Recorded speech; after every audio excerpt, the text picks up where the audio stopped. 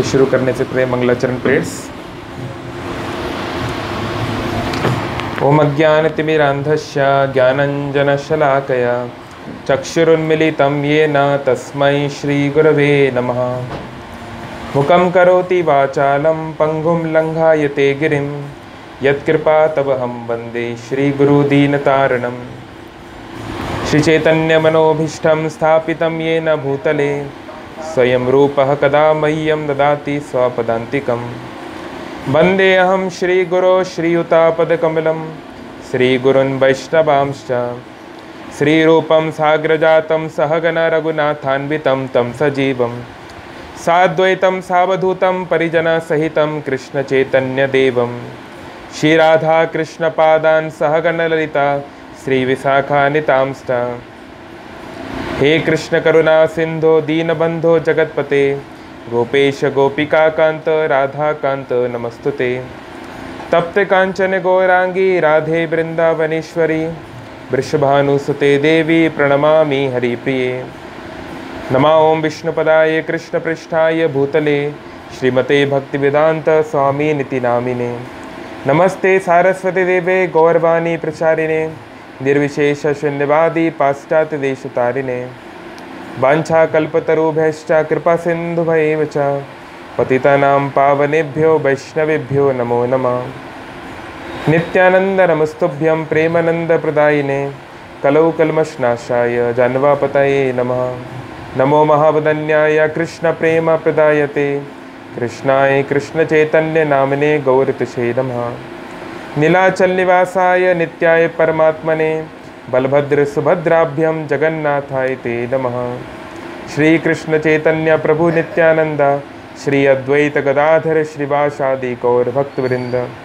हरे कृष्णा कृष्ण कृष्ण हरे हरे हरे राम राम राम हरे हरे।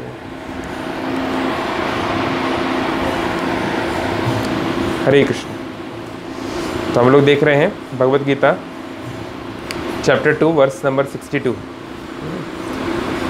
आप लोग को मिल गया होगा स्क्रीन पे, तो मेरे पीछे दोहरा सकते हैं। ध्यायतो विषयान् पुंसा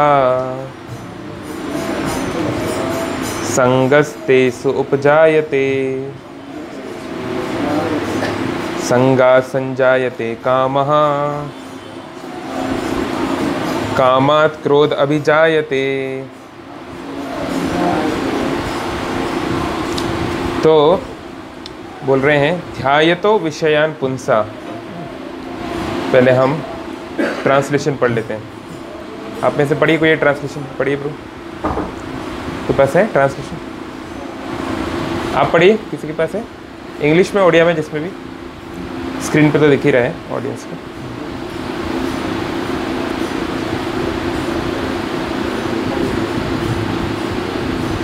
While contemplating, हाँ।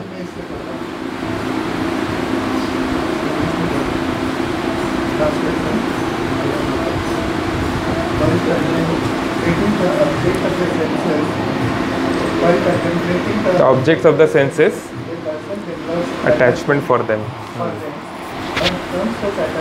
Lust. ओके, अब इसको थोड़ा मैं एक्सप्लेन करता हूँ। तो बोल रहे हैं भगवान, ये भगवत गीता के सेकंड चैप्टर का ऑलमोस्ट एंडिंग है। सेकंड चैप्टर को गीता सार बोला जाता है, या contents of the Gita summarised. क्योंकि पिक्चर रिलीज होने के पहले ट्रेलर आना चाहिए ना, तभी तो इंटरेस्ट जगेगा, नहीं? इसलिए जो अच्छी फिल्में होती हैं उनका ट्रेलर भी अच्छा होता है। तो ऐसे ही भगवत गीता का ट्रेलर है सेकंड चैप्टर, कि भाई भगवत गीता आप सुनने वाले हो, उसमें आपको क्या क्या मिलेगा। और अच्छी बात ये, अगर आप इस ट्रेलर को अच्छे से देख लिए तो सारा फिल्म का मजा आ जाएगा। भगवत गीता की ये खासियत है, ये एब्सोल्यूट है। पूर्णस्य पूर्णमादाय पूर्णम एवावशिष्यते। भक्ति की कोई एक चीज़ भी अगर हम अच्छे से कर लेते हैं तो वो हमको सबका बेनिफिट दे सकती है। तो भगवत गीता का सेकंड चैप्टर भी कोई अपने आप में अगर उसको पढ़ ले और उसको रियलाइज़ कर पाए तो उसका जीवन सफल है। तो यहाँ पर बोल रहे हैं भगवान ध्यायतो, तो यहाँ पे पहला शब्द है ध्यायतो, ध्यान। ध्यान मतलब, ध्यान का क्या अर्थ है? किसी एक विषय पर, किसी एक वस्तु पर अपने आप को फोकस करना, है ना, उसका चिंतन करना। तो ध्यान मतलब होता है किसी एक वस्तु पे अपने सारे शक्ति को, ऊर्जा को केंद्रित करना। और हम सभी अलग अलग प्रकार का ध्यान तो करते ही रहते हैं। कभी खाने पीने का ध्यान, कभी हमारी फेवरेट मूवीज़ का ध्यान। तो हर व्यक्ति ध्यानी है, ऐसा नहीं केवल आध्यात्मिक व्यक्ति ध्यान करता है, हर व्यक्ति ध्यान करता है, लेकिन किसी का ध्यान का विषय कुछ और है, किसी का कुछ और है। तो यहाँ भगवान उसके बारे में बता रहे हैं। तो भगवान बोल रहे हैं हम ध्यान करते हैं विषयान पुंसा। विषय मतलब हम लोग स्कूल में पढ़ते थे ना, 5 विषय 7 विषय, सब्जेक्ट्स यानी कि the things which we want to study, है ना, the things on which we are focusing our senses. तो सब्जेक्ट्स को संस्कृत में विषय बोलते हैं।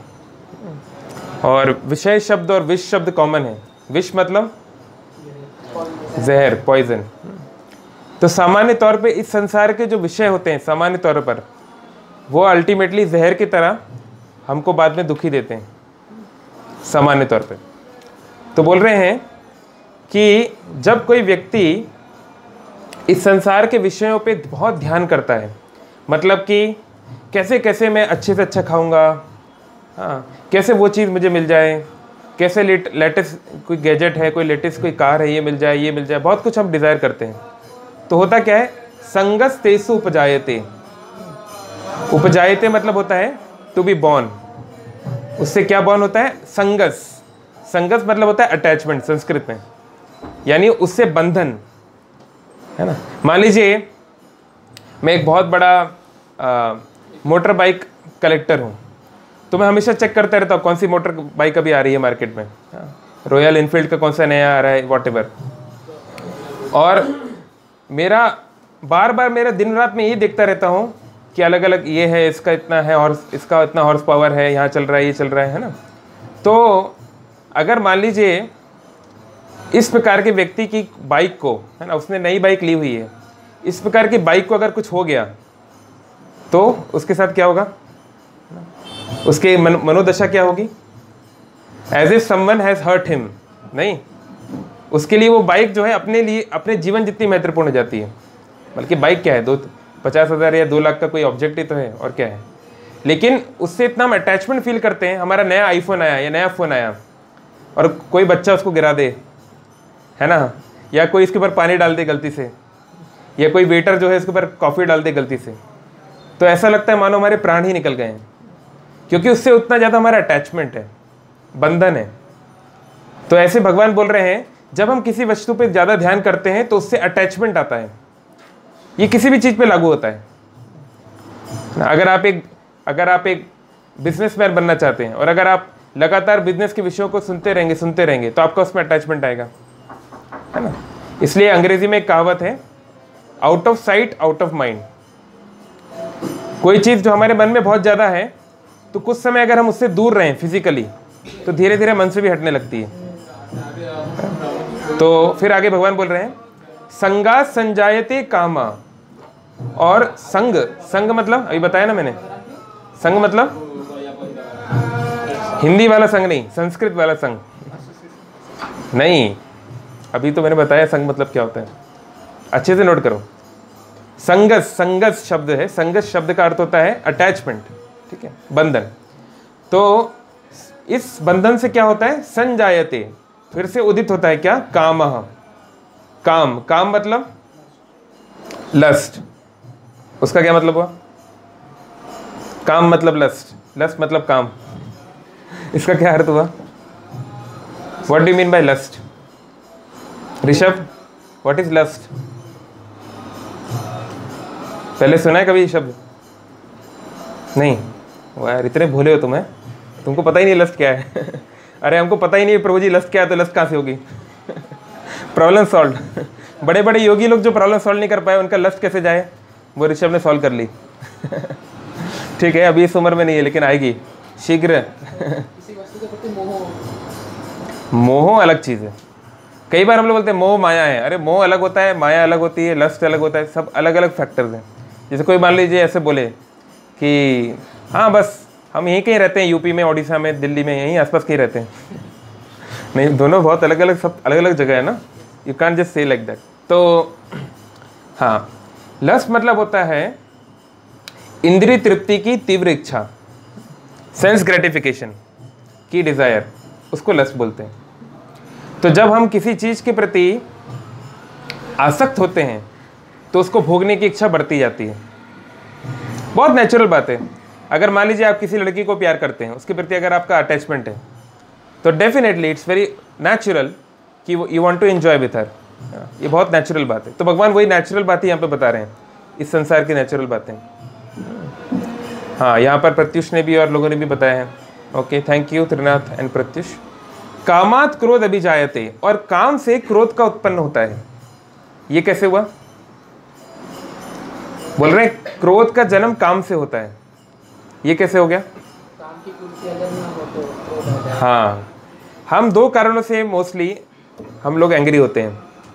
एक तो है कि मान लो हम फ्रस्ट्रेटेड हैं, है ना, मान लो रात भर सोए नहीं है, 2 दिन से बहुत काम कर रहे हैं, खाने को नहीं मिल रहा है ना, तो मतलब कि हमारा फिजिकल, मेंटल, इंटेलेक्चुअल और स्पिरिचुअल इक्विलिब्रियम ब्रेक हो गया है, तो व्यक्ति फ्रस्ट्रेट हो जाएगा। और जो मेन रीज़न है, जो सामान्य तौर पे होता है, वो क्या? हम जिस वस्तु या जिस व्यक्ति को चाहते हैं, हमारी जो काम वासना है, उसके बीच में कोई आ जाता है तो हमको क्रोध होता है। जैसे मान लीजिए मुझे अभी इनके ऊपर कोई क्रोध नहीं है, हमारा कुछ भी बुराई नहीं है, लेकिन मैं किसी को चाहता हूँ, कोई चीज़ को मैं चाहता हूँ, कोई व्यक्ति को मैं चाहता हूँ, और उसके बीच में ये भाई साहब आ जाएं, है ना। मुझे पानी पीना था, एक ही गिलास पानी बचा है, लेकिन ये पी गए तो गुस्सा आएगा। लेकिन मान लीजिए बहुत सारा पानी है तो ये पी जाएंगे तो मुझे गुस्सा नहीं आएगा, क्योंकि मेरा अटैचमेंट और मेरा लस्ट उस वाटर बॉटल के प्रति नहीं था, है ना। मान लीजिए दुनिया में लाखों करोड़ों सुंदर स्त्री और पुरुष हैं, तो मान लीजिए ये किसी से शादी करते हैं, मुझे इनके ऊपर क्रोध नहीं आएगा। लेकिन मान लीजिए ये उस व्यक्ति से शादी करना चाहते हैं जिससे मैं प्रेम करता हूँ, तो तुरंत मुझे क्रोध आ जाएगा, क्योंकि उस व्यक्ति के प्रति मेरा अटैचमेंट है, और लस्ट भी हो सकता है। तो इस प्रकार से क्रोध काम करता है, इसलिए काम को क्रोध का छोटा भाई बोलते हैं। ये मतलब वो छुपा हुआ है, वो दिखता नहीं है। जैसे क्या होता है, कई बार स्कूल में बुलिंग होती है ना, बुलिंग आप क्या होती है, मतलब कोई जो बहुत तंदुरुस्त बच्चा है, बहुत मोटा, बहुत पावरफुल है, वो जाके सारे बच्चों को पीटता है, मारता है, तुम ऐसा करो नहीं तो ये करूँगा, बहुत गुस्सा वस्सा होकर मारता है। नहीं, तो कई बार हम देखते हैं ये बुलिंग कर रहा है ये व्यक्ति, ये तो बहुत बुरा है, लेकिन बुलिंग जो करता है उसके पास लोग आके कंप्लेंट करते हैं, अरे भाई इसने मेरे साथ ऐसा कर दिया, इसने वैसा कर दिया। तो जो कंप्लेंट करता है वो दिखाई नहीं देता हमको, जिसके कारण से वो बुली आके आपके साथ कर रहा है वो हमको दिखाई नहीं देता है। लेकिन कोई व्यक्ति है जिसके माध्यम से उसको पता चला कि हाँ यहाँ पे लफड़ाबाजी है, या इससे ये करना है वो करना है, तो फिर वो आके लफड़ा कर रहा है। ऐसे ही हम लोग सब क्रोध को एड्रेस करना चाहते हैं, एंगर मैनेजमेंट, है ना, या how to control our emotions, this that. लेकिन वो इमोशंस वैसे आई क्यों?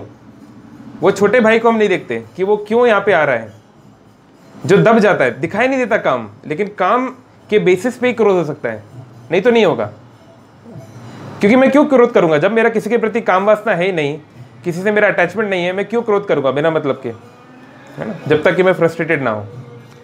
तो इस प्रकार से भगवान बता रहे हैं कि it's very difficult to overcome our temptations because we don't know how to focus on the right things.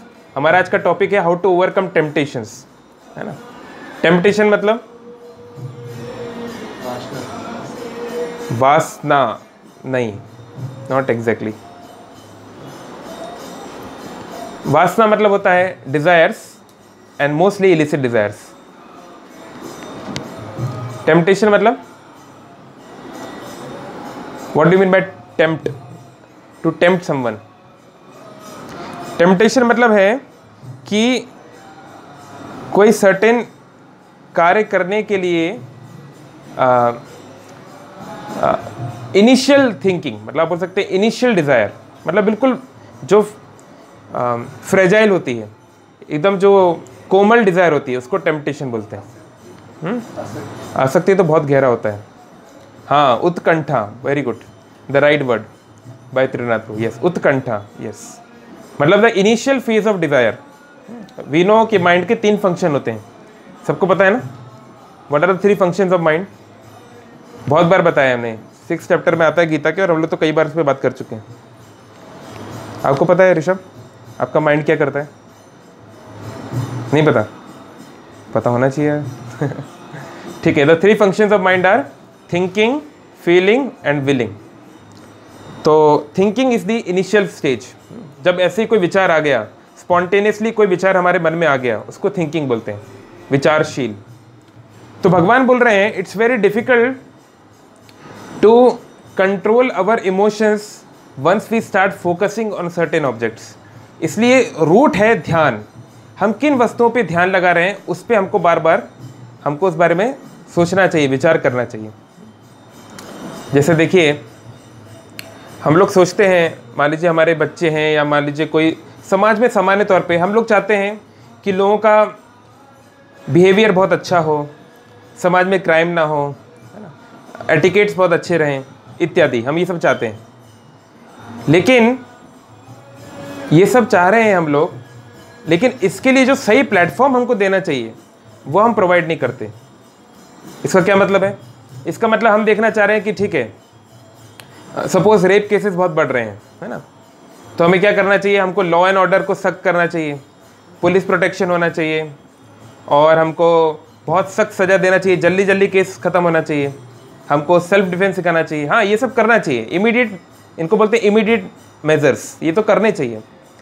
लेकिन इसका जो रूट कॉज है, what is the root cause analysis? Root cause ये है कि हम हमारे बच्चों को, भाई जो क्रिमिनल बना है वो कोई दूसरी दुनिया से थोड़ा ना आया है, वो हमारे समाज का पार्ट है, वो थोड़ी ना कोई अलग प्रजाति है। तो वो व्यक्ति क्रिमिनल कैसे बनता है? जैसे मान लीजिए कोई लड़का है, अभी वो 10-12 साल का है, 15 साल का है, टीनेजर बना है जस्ट, है ना, तो वो छोटी छोटी शुरुआत होती है, उसको कोई अनाप शनाप फ़ोटो बेचता है, कोई अनाप शनाप मूवीज़ देता है ना, फिर वो क्लास में दूसरों को देखना शुरू करता है, फिर शाम को कहीं पे बैठ के किसी चौराहे पे कहीं पर बैठ के, है ना, कबूतरबाजी शुरू करता है। आप लोग जानते हैं कबूतरबाजी किसको बोलते हैं? जानते हैं क्या? यहाँ पे वो टर्म यूज़ नहीं होता। मतलब ये जो लड़के लोग जाके बैठ जाते हैं ना, नहीं, हर कहीं बाजार में बैठ जाते हैं ग्रुप बना के और कमेंट पास करने लगते हैं, है ना, यहाँ पे ऐसा नहीं होता क्या? ओके, तो वो छोटे लेवल पे वो शुरुआत होती है ना, बहुत छोटे स्तर पे वो शुरुआत होती है, और क्योंकि हम उसको रोकते नहीं हैं तो वो धीरे धीरे वो ध्यान बढ़ता चला जाता है, ध्यान बढ़ता चला जाता है। तो ध्यान बढ़ता चला जाता है तो अटैचमेंट बनता है ना, फिर अटैचमेंट से लस्ट बनता है, लाइक दैट। तो क्या करें? What is the solution, what we can do? तो यहाँ पे let me share the screen. ये मैंने पहले भी एक बार ये एग्जाम्पल बताया है, लेकिन फिर भी बता देता हूँ। तो यहाँ पे ये एक सुभाषितानी का एक श्लोक है जिसमें कि एक बहुत अच्छा एग्जाम्पल दिए गए हैं कुछ। तो बोल रहे हैं, कुरंग मातंग पतंग भृंग मीना हंता पंच भिरेव पंच एक प्रमादी सकथम न हन्यते यस्य सेवते पंच भिरेव पंच। तो यहाँ पे 5 उदाहरण दिए गए हैं। पहला उदाहरण दिया गया है कुरंग। कुरंग होता है हिरण का नाम संस्कृत में। हिरण को क्या बोलते हैं उड़िया में? डियर, हरिण। एक और चीज भी बोलते हैं ना, मृग, क्योंकि वो सॉन्ग में आता है ना, अहे नील शैल में क्या था, घोर वने मृगुनिका, है ना, मृगुनिका, फीमेल डियर। ओके, तो जो हिरण होता है, हिरण की खासियत क्या है कि उसको अगर कहीं मधुर संगीत सुनने को मिल जाए तो उससे बहुत अटैच हो जाता है। तो पुराने ज़माने में हिरण को कैसे पकड़ते थे जानते हैं आप? कैसे शिकारी पकड़ते थे हिरण को? गेट बंद कर दीजिए, आवाज़ नहीं आएगी। ओके, हिरण को कैसे पकड़ते थे जानते हैं आप? हाँ, क्या करते थे शिकारी लोग?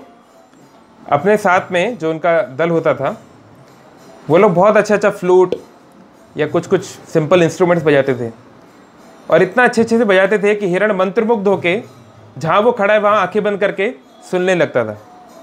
तो वो आराम से ध्यान कर रहा है, कितना सुंदर फ्लूट बज रहा है, कितना सुंदर आवाज़ हो रही है। तो वो अपने आसपास होने वाले डेंजर के प्रति उसकी जो विजिलेंस है, उसकी जो सतर्कता है वो कम हो जाती थी। तो जहाँ सावधानी घटी दुर्घटना घटी, बोलते हैं ना, हमारे रोड पे लिखा रहता है कई जगह। तो सावधानी कम हो जाती है उसकी। तो ये शिकारी लोग क्या करते हैं, फिर ये इनमें से एक जो जाता है सही स्पॉट ढूंढता है, धीरे धीरे पास जाता है और फिर अपना बाण मारता है उसके ऊपर।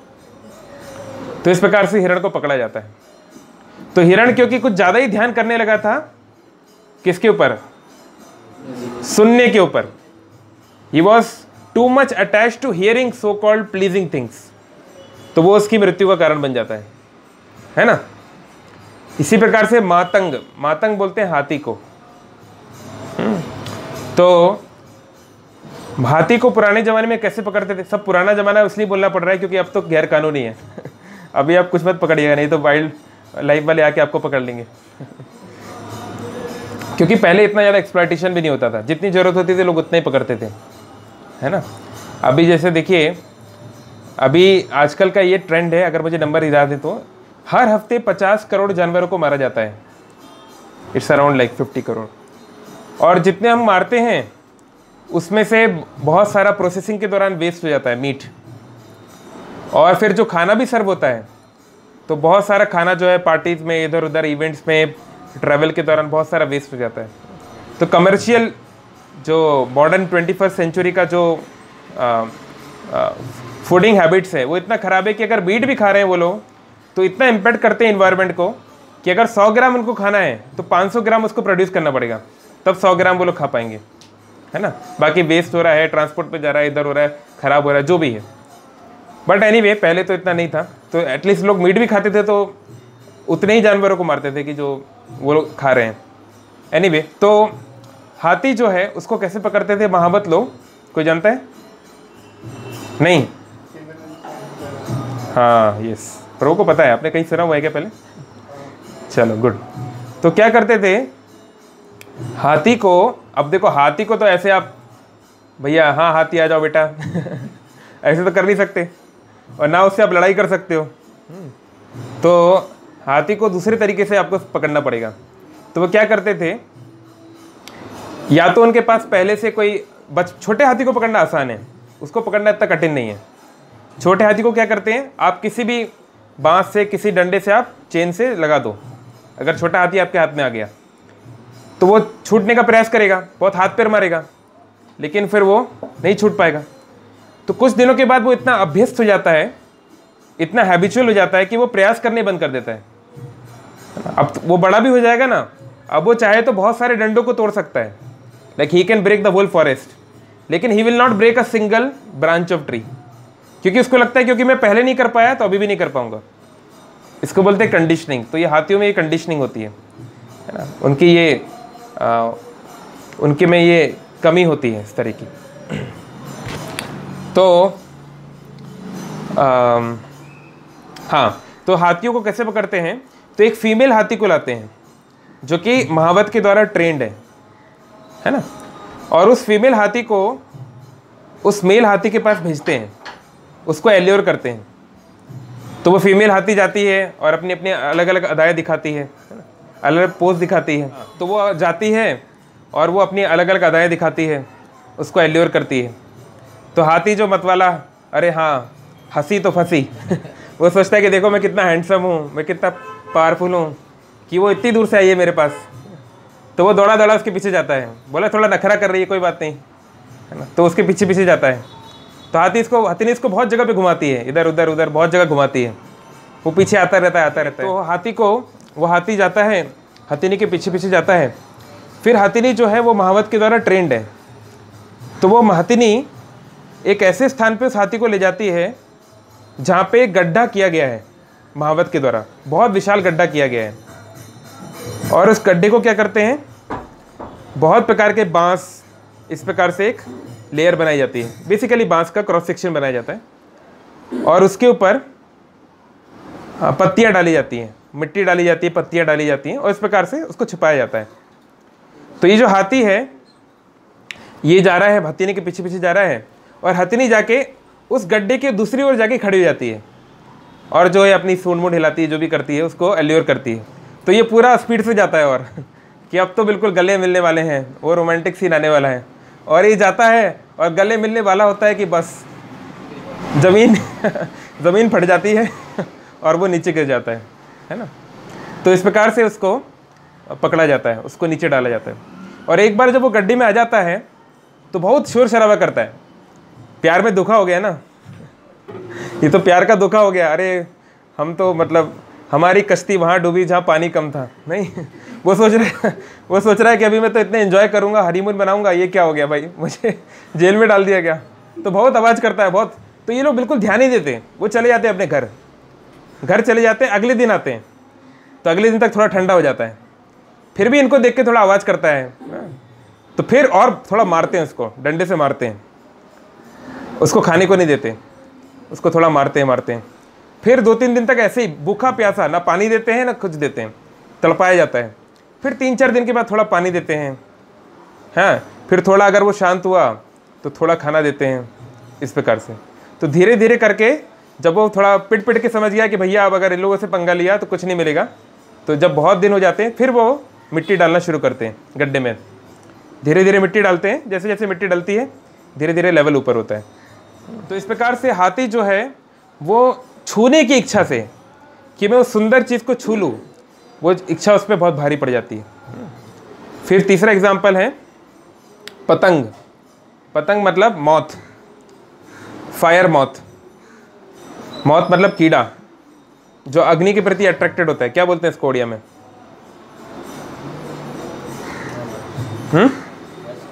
कोई वर्ड नहीं है, अच्छा नॉइस नहीं है, ओके। आप लोग क्या बोलते हैं कीड़े को? ओक, अच्छा पोक, I thought oak tree, okay पोक, ओके। तो ये जो होता है पतंग, ये जाता है, ये बहुत, जैसे आपने भी देखा होगा कई बार आते हैं बारिश वगैरह में आते हैं, नहीं लाइट के चारों तरफ इकट्ठे हो जाते हैं। तो पुराने ज़माने में लाइट कहाँ से आएगी? पहले के ज़माने में क्या होता था? हाँ, आप तेल से कुछ जलाते थे, दिया जलाते थे या कैंडल्स या वॉटेवर। तो वो उस आग को देख के उसको बहुत अच्छा लगता था, है ना। उस आग में अलग ऐसे जाती है, कभी ऐसे जाती है, कभी यूँ नाचती है, तो उसको लगता था बड़ी बढ़िया चीज़ है यार, है ना, बढ़िया उसमें कुछ डेकोरेशन हो रहा है, ग्लैमर है। तो ग्लैमर के प्रति बहुत अट्रैक्ट होता था और फिर वो उड़ के जाता है तेज़ी से। तो यहाँ अभी तो कोई दिक्कत नहीं है, ये तो अपनी इलेक्ट्रिसिटी वाली लाइट है, कुछ नहीं करेगी। लेकिन फायर जो है वो क्या करती है? जला देती है। इसलिए पुराने ज़माने में कई बार ये होते थे दीपक, उसके पास आपको बहुत सारे मरे हुए मिलते थे कीड़े। तो इस प्रकार से बहुत ज़्यादा अट्रैक्शन किस चीज़ का?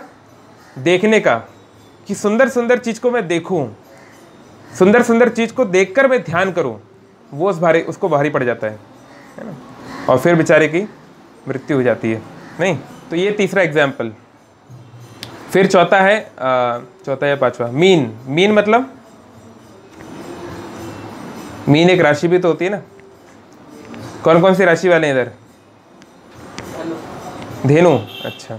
और वृश्चिक वाला कोई है क्या? आप हो, अच्छा। और कर्क कर्क वाले भी हैं, अच्छा। और मीन वाले हैं ना, तो आप हो तो मीन वाले। तो मीन मतलब क्या होता है? फिश, यस, हाँ मीन। तो फिश तो है, फिश के पास खाने के लिए काफ़ी कुछ है ना। ऐसा नहीं है कि मतलब एक नॉर्मल सिनेरियो में काफ़ी कुछ होता है खाने के लिए उनके पास। लेकिन कभी कभी कुछ स्पेशल चीज़ उनके पास आती है, कुछ बहुत ही स्पेशल, कुछ जर्म, है ना, या फिर कुछ अलग से दिखने वाली चीज़ लटकती रहती है ना। और बहुत सारा, जितनी लटकती है उतना ज़्यादा उसका अट्रैक्शन होता है। मान लीजिए आपको कोई बर्गर या पिज़्ज़ा या पास्ता, जो आपका फेवरेट डिश है, वो लेकर आए और वो आपके चेहरे के ऊपर लटकाए, है ना तो डेफिनेटली आप उसके प्रति आकर्षित हो गए, बहुत नेचुरल है। तो ऐसे फिश जो है वो जो भी है, जर्म है या जो कुछ भी है ना, अर्थवॉर्म है, उसको देख के बहुत आकर्षित होती है, तो वो उसको खाना चाहती है। लेकिन ये खाने के प्रति एक्स्ट्रा ध्यान उसको बहुत भारी पड़ता है, क्योंकि वो अर्थवॉर्म कहाँ से आया है? किसका अर्थवॉर्म है वो?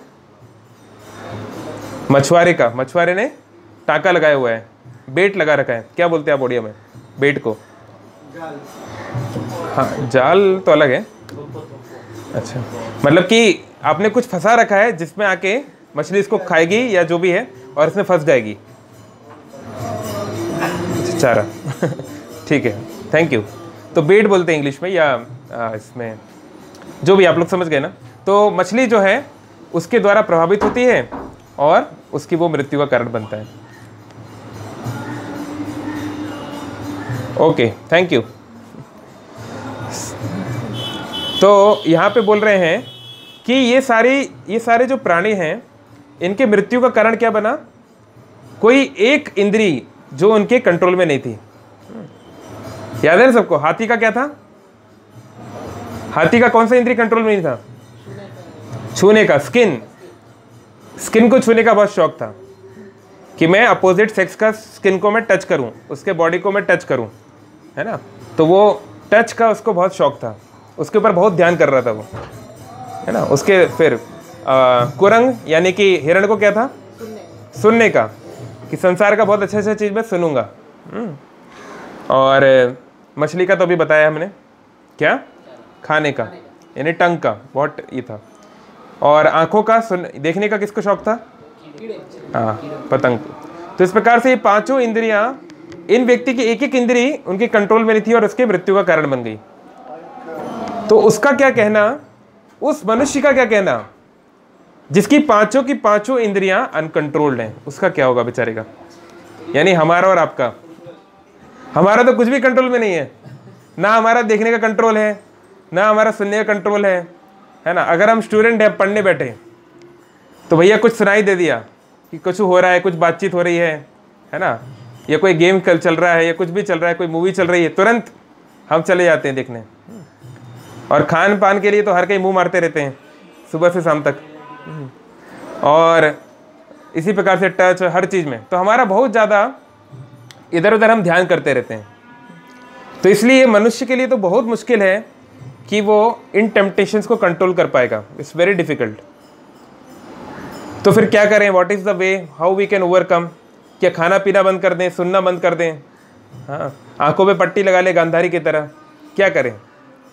नहीं। तो भगवत गीता में भगवान बता रहे हैं कि what is the way how we can overcome it. तो भगवान बोल रहे हैं, रसो वर्जम रसोप्यस्य परम दृष्ट्वा निवर्तते, कि आप ये सब इंद्रियों की इच्छा को, उनकी टेम्पटेशन को आप रोक नहीं सकते, कंट्रोल नहीं कर सकते। It's not possible to control. आपको क्या करना पड़ेगा? आपको उनको एक हायर टेस्ट देना पड़ेगा। इसका क्या मतलब है? इसका ये मतलब है कि इंद्रियों के पास एंगेजमेंट हो, और वो एंगेजमेंट पॉजिटिव एंगेजमेंट हो। जैसे कि एक उदाहरण है, एक बार एक व्यक्ति को एक जीनी मिला। जीनी जानते हैं ना? अलादीन देखा है ना सबने, अलादीन। तो जीनी ने बोला कि आपकी जो भी इच्छा है मैं आपकी पूरी करूंगा, लेकिन मेरी भी एक टर्म्स एंड कंडीशन है। बोले क्या टर्म्स एंड कंडीशन है? बोले आपको हमेशा मुझे कुछ ना कुछ आपकी इच्छा पूर्ति में लगाना पड़ेगा, हमेशा कुछ ना कुछ ऑर्डर देना पड़ेगा। अगर आप ऑर्डर नहीं दोगे और मैं खाली हुआ तो मैं आप ही को मार दूंगा। तो भाई उसने सोचा, अरे कोई दिक्कत नहीं यार, अपने पास तो बहुत लंबी लिस्ट है, आ जाओ आ जाओ। तो उसने बोला ठीक है, क्या करूं? तो उन्होंने ऑर्डर देना शुरू किया, है ना। उन्होंने ऑर्डर देना शुरू किया जीनी को कि ठीक है जीनी, जाओ हमारे लिए एक बहुत सुंदर महल बनाओ। तो बोले जो हुक्म मेरे आका। बहुत अच्छा, उसने महल बना दिया। चलो ठीक है, जाओ हमारे लिए सुंदर गाड़ी की व्यवस्था करो, है ना, संसार की सबसे सुंदर स्त्री से हमारा विवाह कराओ। बहुत कुछ उसने ऑर्डर दिया। तो सारा धीरे धीरे ऑर्डर पूरा होने लगा, काफ़ी उसकी संपत्ति हो गई, पूरा उसने अपना राजमहल टाइप बना लिया। अब लेकिन उसको चिंता होने लगी। क्या चिंता? अब मैं क्या दूंगा? धीरे धीरे लिस्ट कम होती जा रही है। और जीनी क्या है, एक ही इच्छा को बार बार करने में थोड़ा उसको अच्छा नहीं लगता था। तो क्या करा जाए? तो इसलिए वो बड़ा चिंतित रहने लगा, रहे मैं क्या करूं, मेरी इच्छाएं कम हो रही हैं, लिस्ट खत्म ना हो जाए, ये जीनी मुझे मार ना दे। तो वो एक साधु व्यक्ति के पास गया, उसको बोला कि मेरी मदद करिए, ये जीनी तो ऐसा मुझे मार ना दे। तो साधु बोला ऐसा करो, जीनी को एक सीढ़ी लाने को बोलो। बोले ठीक है, सीढ़ी लेकर आओ। सीढ़ी लेकर आया। तो बोला सीढ़ी दीवार पे लगाओ। सीढ़ी दीवार पे लगा दी। अब आप जीनी को बोलो कि जीनी तुम ग्राउंड फ्लोर से फर्स्ट फ्लोर जाओ, और फर्स्ट फ्लोर पे जब तुम जाओगे तो तुम गिनो आसमान में कितने तारे हैं, कितने बादल हैं, उसको गिनो। फिर गिनने के बाद थोड़ी देर गिनोगे, आपको 15 मिनट गिनना है, फिर आपको नीचे आना है ग्राउंड फ्लोर पे, आके आपको कागज पे लिखना है। उसके बाद दोबारा ऊपर जाना है, फिर से गिनना है, और अगर नंबर चेंज हो गया, आपको मेक श्योर करना है कि नंबर चेंज ना हो। नंबर चेंज हो गया तो फिर उसको अच्छे से आपको गिनना है दोबारा, फिर नीचे आना है, फिर लिखना है, और आपको ये तब तक करते रहना है जब तक कि मैं आपको कोई और ऑर्डर ना दूं। तो इस प्रकार से जीनी जाया। अब मान लो रात का टाइम है, तो रात का टाइम पे तारे हैं, तो तारों की कोई नंबर होता है क्या? तो उसने मान लो गिन लिया अप्रॉक्सीमेट 1 लाख 2 लाख जो भी उसने गिना होगा, है ना। तो बेचारा जब तक गिनेगा तब तक तो वैसे ही रात हो जाएगी। लेकिन मान लो एक जस्ट एक स्टोरी है, तो वो नीचे आएगा, लिखेगा, ऊपर जाएगा तो तारों की संख्या अलग हो जाएगी या बादलों की संख्या अलग हो जाएगी। तो इस प्रकार से हमको भी यही करना है। क्या? हमारा माइंड जो है वो अगर खाली हो गया, खाली दिमाग शैतान का घर, है ना, एम्प्टी माइंड डेविल्स वर्कशॉप। आप देखोगे जो लोग कुछ बड़ा बड़ा गलती कर बैठते हैं, डिप्रेस हो जाते हैं, अपनी खुद का जीवन ले लेते हैं या किसी और के साथ कुछ कर देते हैं, वो जनरली तब करते हैं जब उनके जीवन में कुछ पॉजिटिव एंगेजमेंट नहीं चल रहा है, या जो एंगेजमेंट चल रहा है उससे वो अपने आप को अलाइन नहीं कर पा रहे हैं। मान लो वो कोई जॉब करते हैं या कुछ काम करते हैं, बट उससे उनका हृदय कनेक्शन नहीं हो पा रहा है, तो ही वो ऐसा होगा। या फिर वो विल्ले बैठे हैं, खाली बैठे हैं, है ना। तो ये यहाँ पर हमें क्या करना पड़ेगा? अपने मन को एंगेज करना पड़ेगा। और हमारा मन क्या है, एक ही काम बार बार नहीं करेगा, उसको कुछ ना कुछ नया होना चाहिए, है ना। नव यौवनम, उसका कुछ कुछ नया नया आता रहना चाहिए। तो इसलिए ये जो कृष्ण कॉन्शियसनेस है, ये जो कृष्ण भक्ति है, ये हमारी मदद कर सकती है। कैसे? तो चैतन्य महाप्रभु बोल रहे हैं शिष्याष्टकम में, आनंदाम बुद्धि वर्धनम। अम्बुधि, अम्बुधि मतलब जानते हैं आप लोग? जगन्नाथपुरी जाते हैं ना, वहां के ओशन का नाम क्या है? नहीं पता? हाँ, क्यों बोलते हैं महोदधि? हाँ, क्यों बोलते हैं? आप जगन्नाथपुरी जाते हैं, आपको इतना ही नहीं पता है अभी तक कि वहाँ पे क्यों महोदधि क्यों है? महोदधि वन ऑफ द 5 तीर्थ है जगन्नाथपुरी का। जानते हैं आप 5 तीर्थों का नाम जानते हैं? कौन कौन जानते हैं पुरी के 5 तीर्थों का नाम? कोई नहीं जानता? बस सब लोग जगन्नाथ मंदिर जाते हैं और सी बीच जाते हैं और कहीं नहीं। ऐसा है क्या? सब लोग जगन्नाथ मंदिर तो गए ना, श्री मंदिर सब गए, और सी बीच भी सब गए। बस उसके अलावा और कुछ नहीं मालूम हमको। ठीक है, इसलिए भक्तों के साथ जाने में उसमें अंतर होता है। 5 तीर्थ होते हैं, है ना। इंद्रद्युम्न सरोवर, मार्कंडेय सरोवर,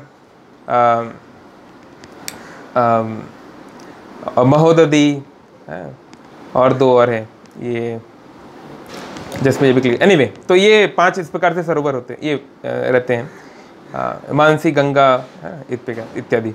तो इसको बोलते हैं महोदधि, है ना। तो अम्बुधि से आया, महो अम्बुधि, उनको कंबाइन कर दिया तो महोदधि हो गया। अम्बुधि मतलब ओशन, और महा मतलब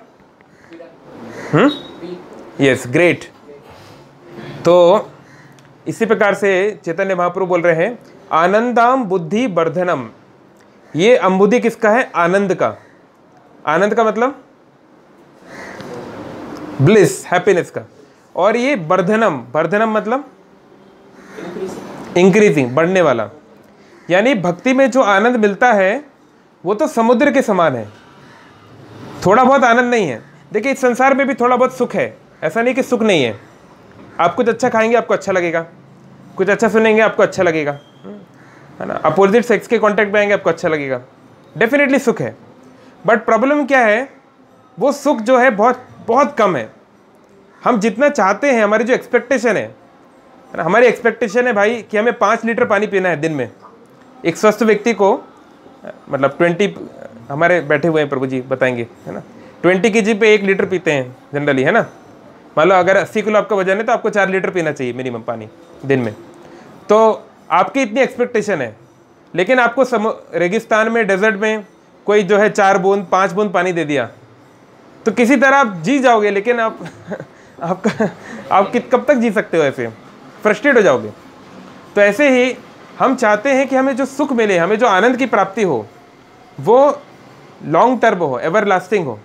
लेकिन हमको जो मिलता है क्षणिक सा मिलता है, थोड़ा सा मिलता है ना। आपने नई कार ली, बहुत अच्छा लग रहा है, पर कुछ दिनों बाद वही फिर उसका मेंटेनेंस होगा, पेट्रोल डीजल का दाम बढ़ जाएगा, है ना। आपकी नई शादी हुई, बहुत अच्छा लग रहा है, हनीमून चल रहा है, पर 3 महीने 6 महीने बाद वही घर के नाटक नौटंकी, सास बहू लड़ रहे हैं, देवरानी जेठानी लड़ रहे हैं, ये चाहिए वो चाहिए, ऐसा करो वैसा करो।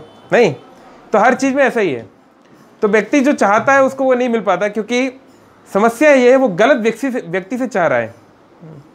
अगर आप भिखारी से एक्सपेक्ट करोगे कि वो आपको करोड़ों रुपए दे दे, तो ये गलत एक्सपेक्टेशन है।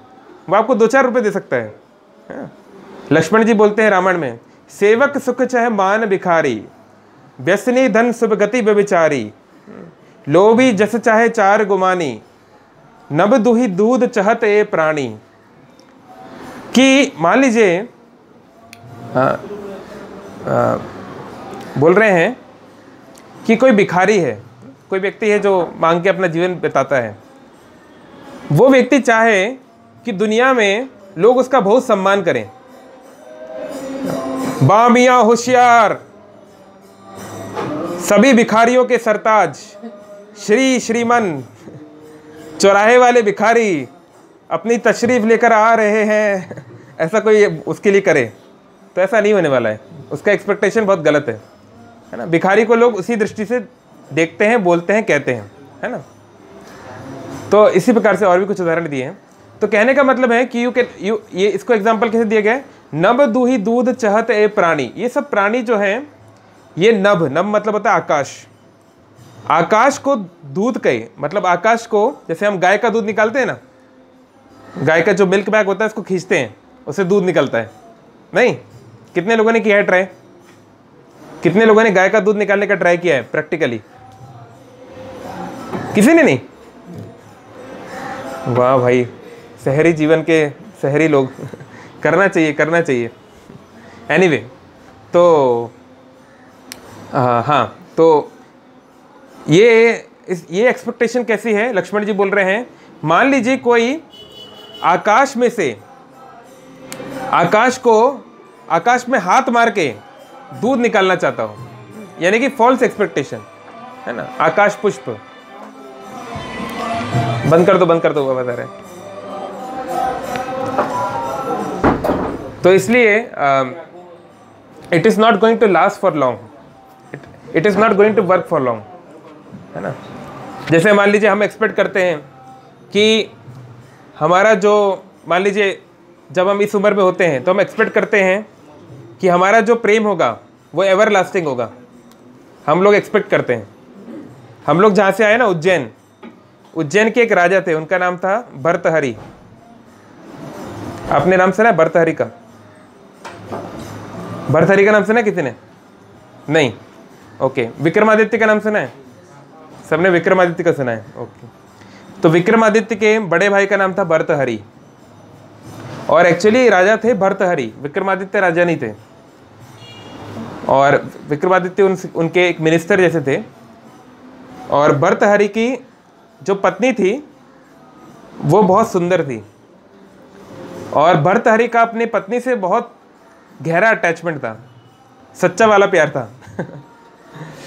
तो भर्तहरि जो हैं बहुत अच्छे राजा थे, उनकी यश चारों तरफ फैला हुआ था और सभी लोग उनका बहुत सम्मान करते थे। पर भर्तहरि की एक ही कमजोरी थी कि अपनी पत्नी के प्रति, उनके सौंदर्य के प्रति बहुत ज़्यादा आकर्षण था, कुछ ज़्यादा ही, इतना ज़्यादा कि उन्होंने अपने पत्नी की सुंदरता को लेकर 100 श्लोक लिखे हैं, जिसे बोलते हैं श्रृंगार अष्टकम, नहीं श्रृंगार शतकम, श्रृंगार शतकम। आज आप जितने भी गाने सुनते हैं बॉलीवुड में, हॉलीवुड में, ओडिया वुड में, जो भी है, ये सब अधिकतर श्रृंगार शतकम से ही आए हैं, क्योंकि इसमें ये सब बताया गया है ना, कि तुम्हारी आंखें झील से गहरी हैं, और तुम्हारे बाल सांप जैसे काले हैं, और कई चीज़ें, बहुत सारा उदाहरण दिया गया, बहुत कुछ। उसके हर एक शरीर के अंग का उन्होंने बहुत एग्जाम्पलीफाई करके बताया है डिटेल में, कि तुम कितने सुंदर हो, इस ये हो, ऐसा ऐसा करके बहुत सारा उन्होंने बताया है। तो उसको श्रृंगार शतक बोलते हैं, है ना। तो उन्होंने श्रृंगार शतक लिखा, बहुत अपनी पत्नी के लिए वो कविता लिखते थे, गाते थे, उसके लिए जो उसकी इच्छा वो पूरी करते थे। तो धीरे धीरे समय बीता, थोड़ा उनकी उम्र भी बढ़ने लगी। तो एक दिन एक ऋषि उनके महल में आया। तो ऋषि उनके महल में आया और उसने बोला कि राजन, आप तो जो हैं बहुत बड़े राजा हैं, आप इतने अच्छे से प्रजा का पालन करते हैं, तो मुझे लगता है कि मुझे आपके लिए कुछ करना चाहिए। बोले आप क्या करोगे मेरे लिए, मैं तो राजा हूँ, मैं तो दूसरों के लिए करता हूँ। बोले नहीं, मैंने जीवन भर जो तपस्या की है, मैंने जीवन भर जो कुछ भी मेहनत की है, आध्यात्मिक जो मैंने पाया है सिद्धि, उसको मैं आपको देना चाहता हूँ। बोले वो आप कैसे देंगे? बोले मैंने ये फल है, मेरे पास एक फल है ना। लोक कथा आती है कि कोई बोलता है मैंगो था, कोई बोलता है एप्पल था, जो भी है, मतलब एक फल। ये फल उन्होंने भर्तहरि को दिया। बोला इस फल में मेरी सारी सिद्धि है, तो इसको आप पाइए, इसको आप खा लीजिए। तो इसको पाने से क्या होगा?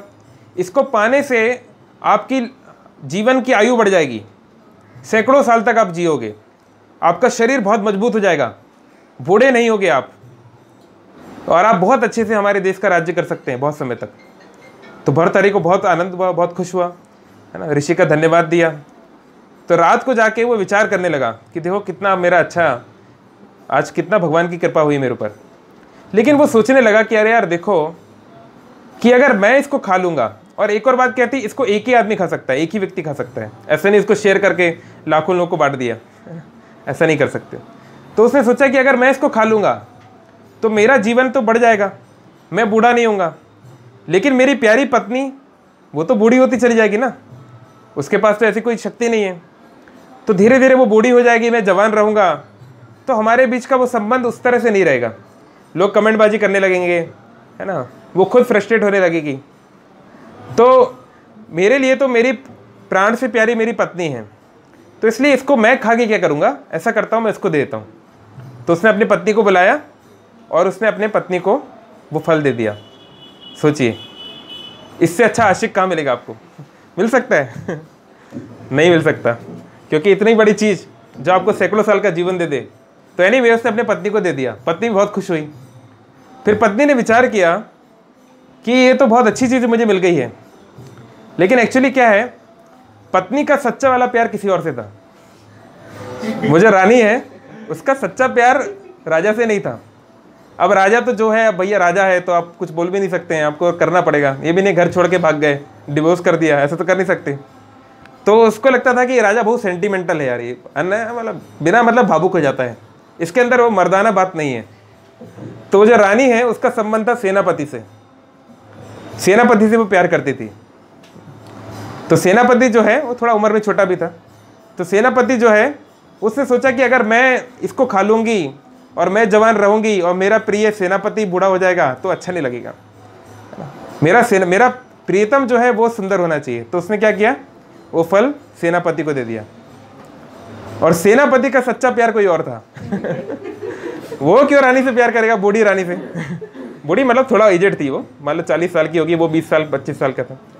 वो तो रानी थी, बहुत महत्वपूर्ण पोजीशन पे थी, तो उससे कुछ अपन को मिल जाएगा, आगे चल के कुछ अपन शायद राजा वाजा भी बन जाएं, लॉन्ग टर्म प्लानिंग रहा होगा उसका। तो वो रानी के साथ संबंध था उसका, लेकिन उसका सच्चा प्यार रानी नहीं थी। तो उसने सोचा कि उसका सच्चा प्यार था एक गांव में रहने वाली एक ग्वालन, एक लड़की, उससे उसका सच्चा प्यार था। वो छोटी लड़की थी, है ना, 20 साल की बच्ची थी, तो उससे उसका प्यार था। तो उसने बोला कि मैं अब ये फल अपनी प्रेमिका को दूंगा, हाँ, और अगर मैं बूढ़ा हो भी गया तो क्या हुआ, मैं तो आगे चल के मुझे ही राजा बनना है, मैं उसको, मुझे छोड़ के वो कहाँ जाएगी। तो उसने वो उसको दे दिया, ग्वालन को। अब ये जो गांव की लड़की थी, बड़ी भोली भाली लड़की थी, इसने सोचा कि देखो मैं इसको खा भी लूँगी, मान लीजिए 100-200 साल और जी भी गई मैं, तो उससे क्या फ़र्क पड़ेगा, मैं देश के लिए दुनिया के लिए क्या कर सकती हूँ, मैं समाज का क्या भला कर पाऊँगी। अरे हमारे राजा तो कितने महान हैं, ये फल अगर मैं राजा को दूंगी तो कितना अच्छा रहेगा, नहीं, सारी दुनिया का भला होगा। हमारे जैसे हमारे जो पराक्रमी राजा हैं बहुत समय तक रहेंगे। तो वो फल लेकर कहाँ पहुँच गई? राजा के पास। लौट के बुद्धू घर को आए। तो राजा ने जब वो फल देखा तब आप एक्सपेक्ट कर सकते हो, है ना, दोस्त दोस्त ना रहा, यार यार ना रहा। जितने भी आप सैड सॉन्ग याद कर सकते हो सारे सैड सॉन्ग उसको याद आ गए, दिल टूट गया उसका। फिर उसने सारी बात पता करवा ली, भाई क्या हुआ है, गुप्तचरों से सब पता किया, तो उसको पता चल गया सब क्या हुआ है। तो उसको इतना बुरा लगा, उसको इतना बुरा लगा, पूरा उसको वैराग्य आ गया, पूरा उसको वैराग्य आ गया। उसने तुरंत जो है अपनी राजपदवी छोड़ दी, उसने तुरंत अपना छोड़ दिया और ऐसे बहुत साधारण कपड़े पहन के वो घर से निकल गया। और घर से निकल के वो एक जगह पे रहने लगा, वो जगह आज भी है। और उसने अपनी इस अनुभव को एक कविता में लिखा है जिसको बोलते हैं वैराग्य शतकम। पहला लिखा था उसने क्या? श्रृंगार शतकम। 100 श्लोक जिसमें उसने बताया था इस संसार में कितना प्रेम है, कितना आनंद है, लड़का लड़की में कितना हम लोग एंजॉय कर सकते हैं। और कुछ सालों के बाद उसने लिखा वैराग्य शतकम कि सब झूठा है, सब नौटंकीबाजी है। ये जो हंसाते हैं वो क्या करते हैं, मतलब केवल उसने स्त्रियों को अटैक नहीं किया, ऐसा नहीं, मतलब स्त्री पुरुष के प्रति, पुरुष स्त्री के प्रति, दोनों की बात है। तो कैसे हम एक दूसरे को मामू बनाते हैं, है ना, अंत में चाहिए हमको या तो रुपया पैसा चाहिए या कोई साधन चाहिए, ये चाहिए। तो बहुत उसमें उसने बहुत कड़े शब्दों में निंदा की है इस संबंधों की। तो इसको बोलते हैं वैराग्य शतकम, है ना। तो इसलिए जब हम लोग ये कॉलेज में बताते हैं ना ये सब स्टोरी, तो हम बताते हैं कि देखो फर्स्ट ईयर में बहुत सारे लोग श्रृंगार शतकम लिखते हैं। ऐसा होता है, नया नया कॉलेज होता है, वो सोचते हैं कि जैसे फिल्मों में देखा था, है ना, कि भैया कॉलेज में सब बढ़िया घूम फिर रहे हैं, मस्ती कर रहे हैं, मज़े कर रहे हैं, पूरा कॉलेज मतलब मज़े की जगह है। तो लोग बड़ा मज़े में रहते हैं। फर्स्ट ईयर सेकेंड ईयर तक आते आते सबकी गर्लफ्रेंड बॉयफ्रेंड बन जाती है, खूब श्रृंगार शतकम लिखे जाते हैं। लेकिन फोर्थ ईयर तक आते आते जब नौकरी नहीं लगती, जब अभी पिताजी लोग पैसा देना बंद करने वाले हैं, है ना, और जब आपका ब्रेकअप हो चुका है 2-4 बार, तब व्यक्ति को रियलाइज होता है अरे मैं कहाँ था, मैं क्या कर दिया। तब व्यक्ति डिप्रेशन में आता है और वैराग्य शतकम लिखता है। तब उसको याद आता है अरे यार ये मैंने क्या कर दिया, कुछ अच्छा कर लेता तो अच्छा रहता।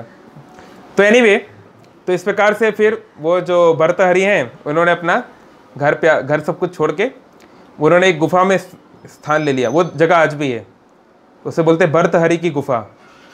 उसकी खासियत ये है कि वहाँ हर कोई जाने से डरता है, बहुत कम ही लोग हैं जो हिम्मत करके जा पाते हैं, क्योंकि ऐसा मान्यता है कि जो वहाँ जाता है उसको वैराग्य दिया जाता है।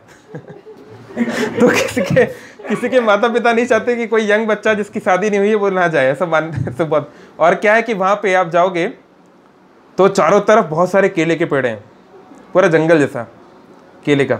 और जनरली उज्जैन में इतने केले के पेड़ नहीं है, मध्य प्रदेश में इतना केला नहीं होता है जितना यहाँ उड़ीसा में या बंगाल में होता है। तो पूरा एक मिस्टिक प्लेस है वो, मिस्टिक जैसी, है ना, मतलब थोड़ा सा, और खासकर रात में अमावस्या के दिन एकदम मिस्टिक उसको लोग कुछ लोग जाते हैं। तो एनीवे, तो कहने का तात्पर्य है कि भर्तहरि का एक केस है, या आप हज़ारों ऐसे एक्सपीरियंस देख सकते हैं कि हम जो सोचते हैं कि ये चीज़ हमारे आनंद का सूत्र बनेगी, वो नहीं बनती। तो क्या करें, मतलब क्या सब कुछ छोड़ के, क्या छोड़ो घर बार चलो हरिद्वार, क्या करें? नहीं, आप हरिद्वार भी चले जाओगे तो आपकी प्रॉब्लम सॉल्व नहीं होगी, क्योंकि आपका मन तो वही है ना। मन चाहे आप कटक में रहो चाहे हरिद्वार में दो, उससे कोई चेंज नहीं होने वाला है। तो आपको करना क्या है, आपको अपने इंद्रियों को स्पिरिचुअलाइज करना है, इंद्रियों को आध्यात्मिक टेस्ट देना है। तो वो हम कैसे कर सकते हैं? वो हम ऐसे कर सकते हैं कि हम जो कुछ कर रहे हैं उसको कैसे कृष्ण से कनेक्ट करें। इसलिए भगवान बोल रहे हैं गीता में, यद करोषि, जो तुम करते हो, यद अश्नाशी, जो तुम कुछ खाते हो, यश जुहोशी, जो कुछ तुम एक दूसरे से लेन देन करते हो, ददासी यत, जो कुछ तुम देते हो, दान करते हो, यद तपस्यसी, जो तुम तपस्या करते हो, जो मेहनत करते हो, कौन्तेय, हे कुंती पुत्र, तत्कुरुष्व मद अर्पणम, उसको मुझे अर्पित कर दो, मेरे लिए करो। हर चीज भगवान चाहते हैं मेरे लिए की जाए, क्योंकि भगवान क्या है, पॉजिटिव लवर है। जैसे कोई लवर लोग होते हैं ना, बहुत पॉजिटिव होते हैं कि नहीं तुम केवल मुझसे ही बात करोगी, है ना, तुम्हारे व्हाट्सएप में और कोई नहीं हो सकता, है ना, बहुत इस तरीके से होते हैं ना पॉजिटिव। तो भगवान भी एक प्रकार के पॉजिटिव है, लेकिन भगवान जो है आपके फ्रीडम को कर्टेल नहीं करते, आपके फ्रीडम को बढ़ाते हैं। क्योंकि इस स्टेज में हमारे इंद्रियों को कर्टेन करना मुश्किल, महत्वपूर्ण है और मुश्किल भी है। जैसे मान लीजिए माता पिता छोटे बच्चों को बहुत सारा रिस्ट्रिक्शन करते हैं, ठीक है तुम सामने ही खेलना और दूर मत जाना, है ना, तुम साइकिल ही चलाना छोटी वाली, बड़ी वाली नहीं चलाना, ये चीज़ें खरीदना ये नहीं, और इससे ज़्यादा पैसा नहीं मिलेगा, बहुत सारे रिस्ट्रिक्शन होते हैं ना।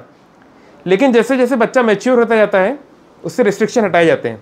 ठीक है, अब तुम इस कॉलोनी में कहीं भी जा सकते हो, फिर पूरे कटक में कहीं भी जा सकते हो, फिर एक ज़माना आता है अरे कहीं भी जाओ, भाड़ में जाओ तुम हमें कोई मतलब नहीं तो ऐसे धीरे धीरे, क्योंकि उनके ऊपर फेथ बढ़ता जाता है कि ठीक है अब लड़का बड़ा हो गया है, अब दुनिया को वो झेल लेगा। तो ऐसे ही शुरुआती स्टेज में साधक को बहुत सारे रूल्स बताए गए स्क्रिप्चर में, क्योंकि मन बहुत खतरनाक है, मन पे आप कभी भरोसा नहीं कर सकते। मन इतनी खतरनाक चीज़ है, आपको कब गिरा दे आपको पता ही नहीं चलेगा, है ना। एक वेद व्यास जी के एक शिष्य थे जैमिनी का नाम सुना है आपने? ठीक है, जो लोग पूर्ण मीमांसा ये सब पढ़े होंगे वो जानते होंगे।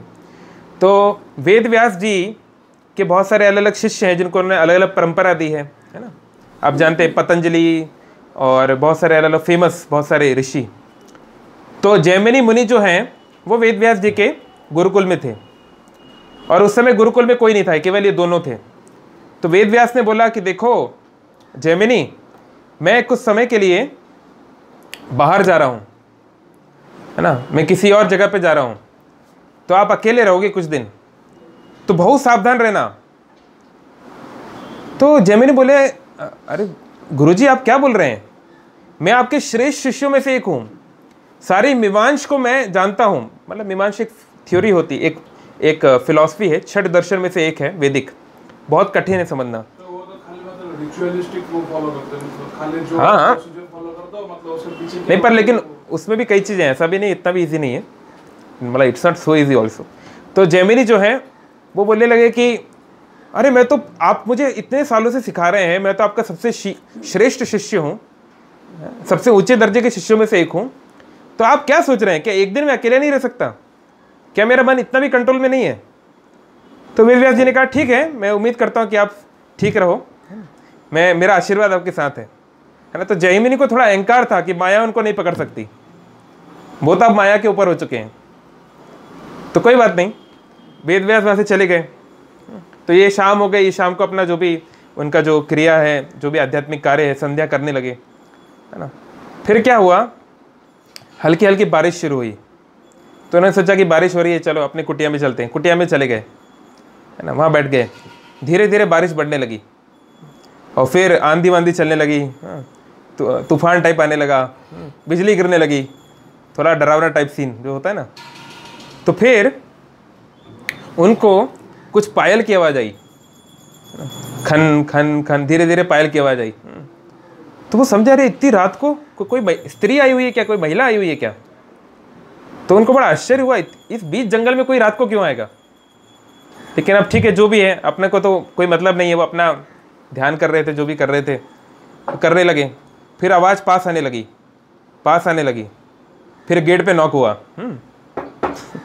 तो अब इनको लगा रहे यार ये तो बहुत गलत हो गया, इन माता जी को समझना चाहिए, यहाँ पे ब्रह्मचारी लोग रहते हैं, ब्रह्मचारी क्वार्टर है, हर कहीं जाती हैं नहीं, इसलिए इस्कॉन के आश्रमों में लिखा रहता है no women and children allowed, लिखा रहता है। तो एनीवे, तो वो आ गई, तो अब इन क्या करें। तो फिर वो बोलने लगी, बहुत ज़ोर से आवाज़ होने लगी। तो वो थोड़ा गेट के पास गए, बोले आप कौन हैं? तो बोले मैं पास की गाँव में मैं रहती हूँ, बहुत ज़ोर से बारिश हो रही है, तूफान आ रहा है, बिजली कड़क रही है, आप कृपया करके मुझे स्थान दीजिए। तब ये तो सरल थे, भक्त स्वभाव के थे, उन्होंने सोचा कि नहीं मेरा कुछ कर्तव्य बनता है, कोई मुश्किल में है। तो उन्होंने गेट खोला, तो बहुत सुंदर एक स्त्री थी, युवती थी, खड़ी थी वहाँ पे। तो उन्होंने बोला कि देखा कि उसको ऑलरेडी वो जो है ऑलरेडी थोड़ा भीग गई है, ठंड लग गई होगी इसको। तो उसने बोला देखिए ऐसा करिए, आप कुटिया के अंदर जाइए, मैं बाहर बैठता हूँ, क्योंकि मैं तो यहाँ कहीं बैठ जाऊँगा, आप ऑलरेडी आपका कोई है ना, आपको सर्दी ना लग जाए, आप अंदर चले जाइए। तो बहुत ऊंचे स्तर का उन्होंने मतलब एक सेक्रीफाइस किया कि चलो मैं बाहर रहूँगा, आप अंदर। तो अंदर चली गए। तो फिर वो अपना ध्यान करने लगे। अब ध्यान करना चाह रहे थे भगवान के ऊपर, लेकिन बार बार ध्यान कुछ और ही आ रहा था। अब वो पायल की आवाज़ याद आ रही है, हाँ, वो चेहरा दिखाई दे रहा है ना, वो अलग अलग उसकी आवाज़ सुनाई दे रही है ध्यान में। तो उनको लग रहा है ये क्या हो रहा है यार, है ना, बड़े अजीब बात है। फिर उनकी इच्छा होने लगी थोड़ा बातचीत करने की, तो फिर दूर से ही बातचीत करने लगे। अच्छा बताइए आप कहाँ से आई हैं, कौन गांव की हैं?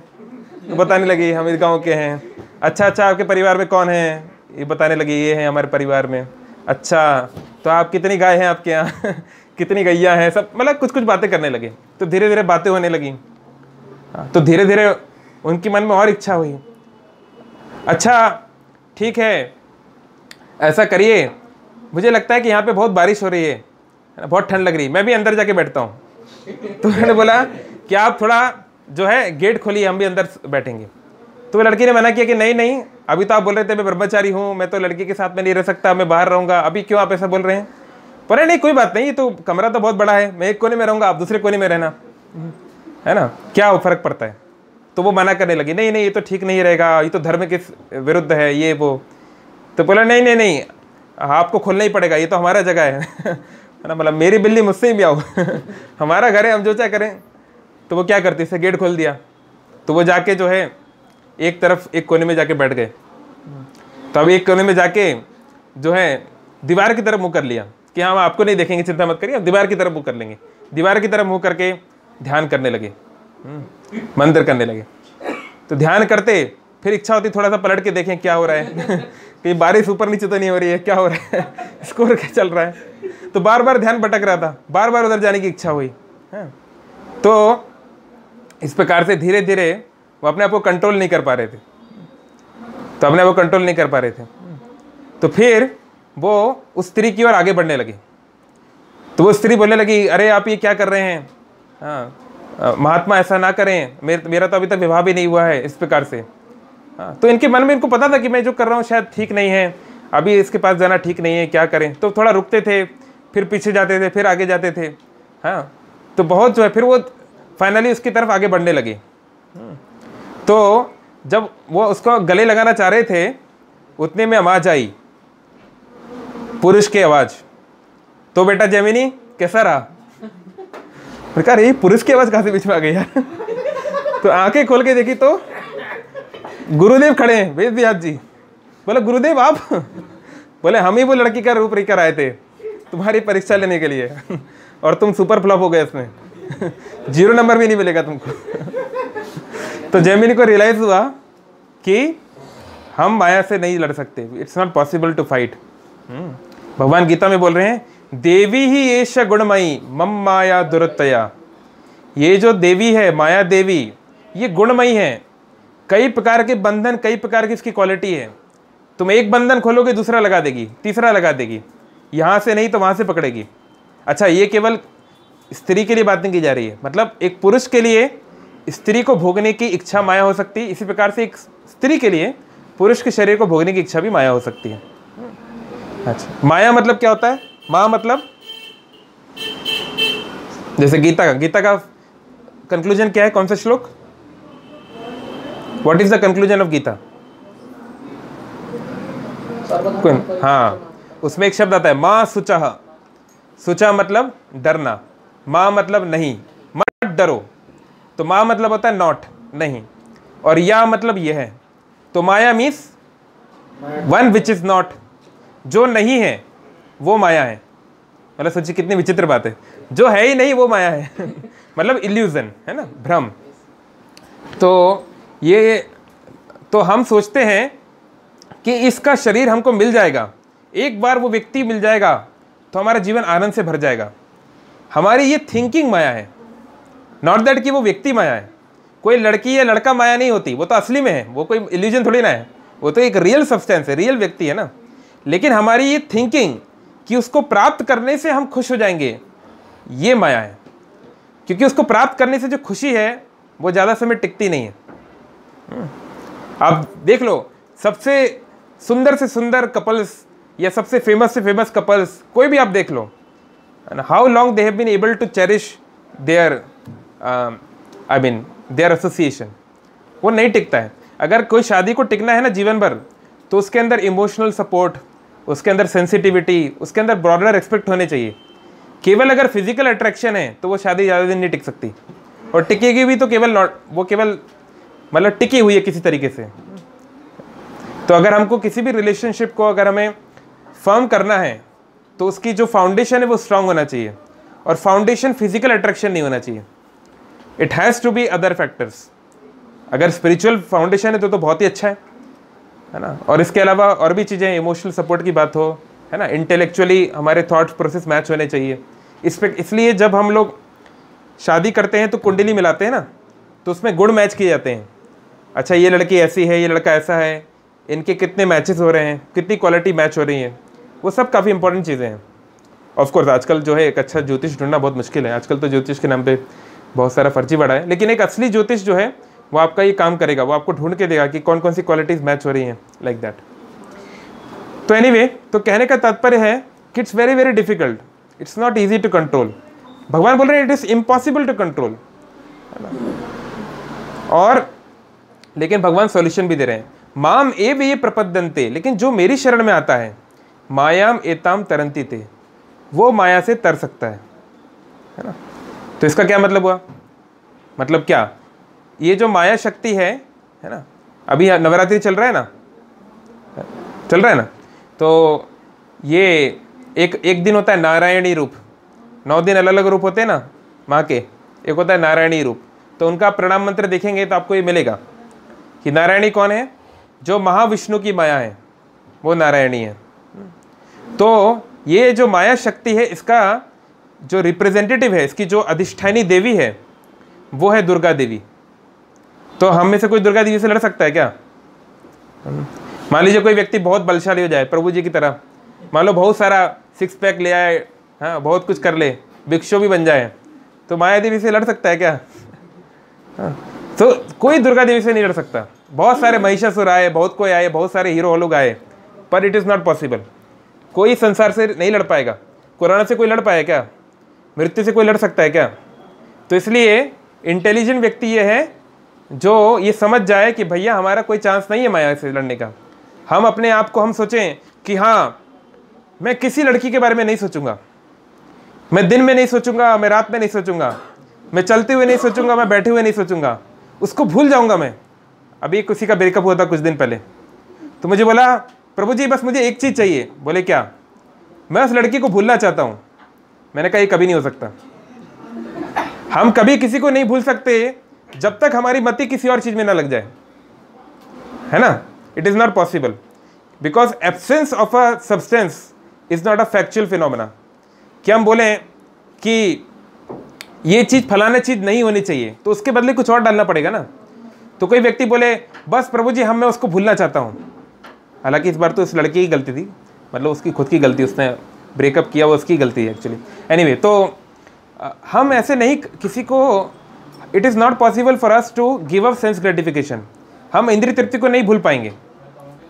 जब मैं बैंगलोर में था तो एक डिवोटी अपने काउंसलर को, अपने मेंटर को बोले कि प्रभु जी आज से मैंने दृढ़ निश्चय कर लिया है। क्या दृढ़ निश्चय किया तुमने? कि आज से मैं शुद्ध भक्ति करूंगा, इंद्रिय तृप्ति को बिल्कुल भी नहीं करूंगा, 24 घंटे केवल जैसा शील प्रभुपाद जी ने बताया वैसा मैं जीवन जीऊंगा, बिल्कुल भी माया मुझे टच नहीं कर सकती। पूरी तरीके से मैं भीष्म प्रतिज्ञा लेता हूँ, मैं कभी शादी नहीं करूंगा, कभी इंद्रिय तृप्ति नहीं करूंगा, एक ही बार खाऊंगा और खिचड़ी खाऊंगा और ये करूंगा और वो करूंगा। तो प्रभु जी हंसने लगे, बोले तुम्हारा ये 1 हफ्ते भी नहीं टिकने वाला है। तुम्हारी ये प्रतिज्ञा जो है, एक जीवन तो छोड़ दो, 1 हफ्ते भी नहीं चलेगी। क्यों? क्योंकि इसमें केवल क्या मैं नहीं करूंगा ये बताया गया है। मैं ये नहीं करूंगा, मैं ये नहीं करूंगा, मैं ये नहीं करूंगा, मैं ये नहीं करूंगा, लेकिन क्या करोगे ये तो बताओ। मान लीजिए कोई व्यक्ति आपके पास आए और बोले मैं बर्गर नहीं खाता, मैं पिज्ज़ा नहीं खाता, मैं रोटी नहीं खाता, मैं राइस नहीं खाता, मैं दाल नहीं खाता, मैं ये नहीं खाता, मैंने वो। अच्छा ठीक है, लेकिन खाते क्या हो? अगर दिन भर यही बोलते रहोगे कि मैं ये नहीं खाता, मैं नहीं, हाँ तो मुझे ये पसंद नहीं, मुझे ये पसंद नहीं, मुझे ये नहीं चाहिए, मुझे वो नहीं चाहिए, तो इट विल नेवर वर्क, है ना। क्योंकि माइंड आपसे बहुत ज़्यादा शक्तिशाली है। तो इसलिए अभी इस पहले यम फिर नियम, पहले यम फिर नियम। अब ये बताओ कि तुम करोगे क्या पहले। इसलिए अगर हमको किसी भी चीज़ में, अगर हमको किसी चीज़ को छोड़ना है तो पहले उसका ऑल्टरनेट माइंड को सिखाना पड़ेगा बार बार, तब वो व्यक्ति उसको छोड़ सकता है, नहीं तो इट इज़ नॉट पॉसिबल। तो इसलिए हमारे कृष्ण भावनामृत में पहली चीज़ जो हम सीखते हैं वो है हरे कृष्ण कृष्ण कृष्ण हरे हरे, हरे राम राम राम हरे। इस मंत्र पे ध्यान देना। जितना हम इस मंत्र को सुन पाएंगे, जितना हमारा इसके प्रति आसक्ति बढ़ेगी, भगवान के रूप को देखने की आसक्ति बढ़ेगी, भगवान का कीर्तन सुनने में अच्छा लगेगा, भक्तों के साथ रहना अच्छा लगेगा, कीर्तन में डांस करना अच्छा लगेगा, उतना हमारे लिए इजी होगा to give up the other things, है ना। और टू गिव अप का क्या मतलब है? क्या सब लोग क्या ब्रह्मचारी बन जाए? नहीं, हम जो भी चीज़ करेंगे उसको स्पिरिचुअलाइज कर पाएंगे। अगर हमें खाना है, मान लीजिए आपको कुछ भी चीज़ खानी है, तो आप उसको भगवान को भूल लगा के खा सकते हैं, है ना।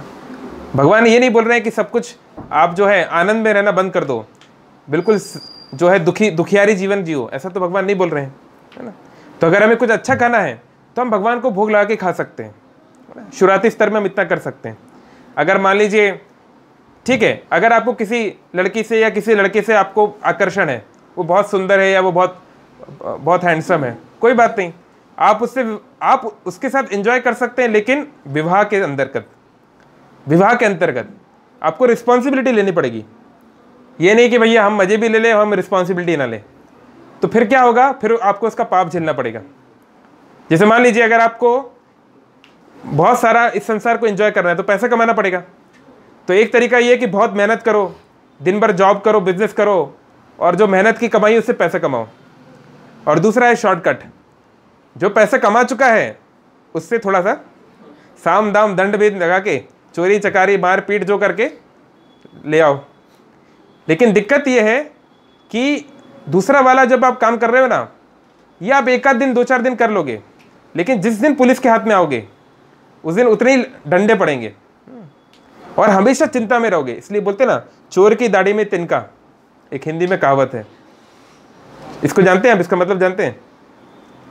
इसका मतलब ये है कि मान लीजिए अगर 5 लोग खड़े हुए हैं और एक विटनेस आ गया, और अगर पुलिस बोले कि हमको पूरा यकीन है कि इन 5 में से किसी ने एक ने चोरी की है, आप ध्यान से देखो कि इनमें से कौन है, तो जो चोर होगा ना उसको डर लगेगा, हाँ, वो और अपनी दाढ़ी को खरोचने लगेगा। मतलब कहने का मतलब है he will start exhibiting certain symptoms, है ना, क्योंकि उसको मालूम है कि वो गलत है।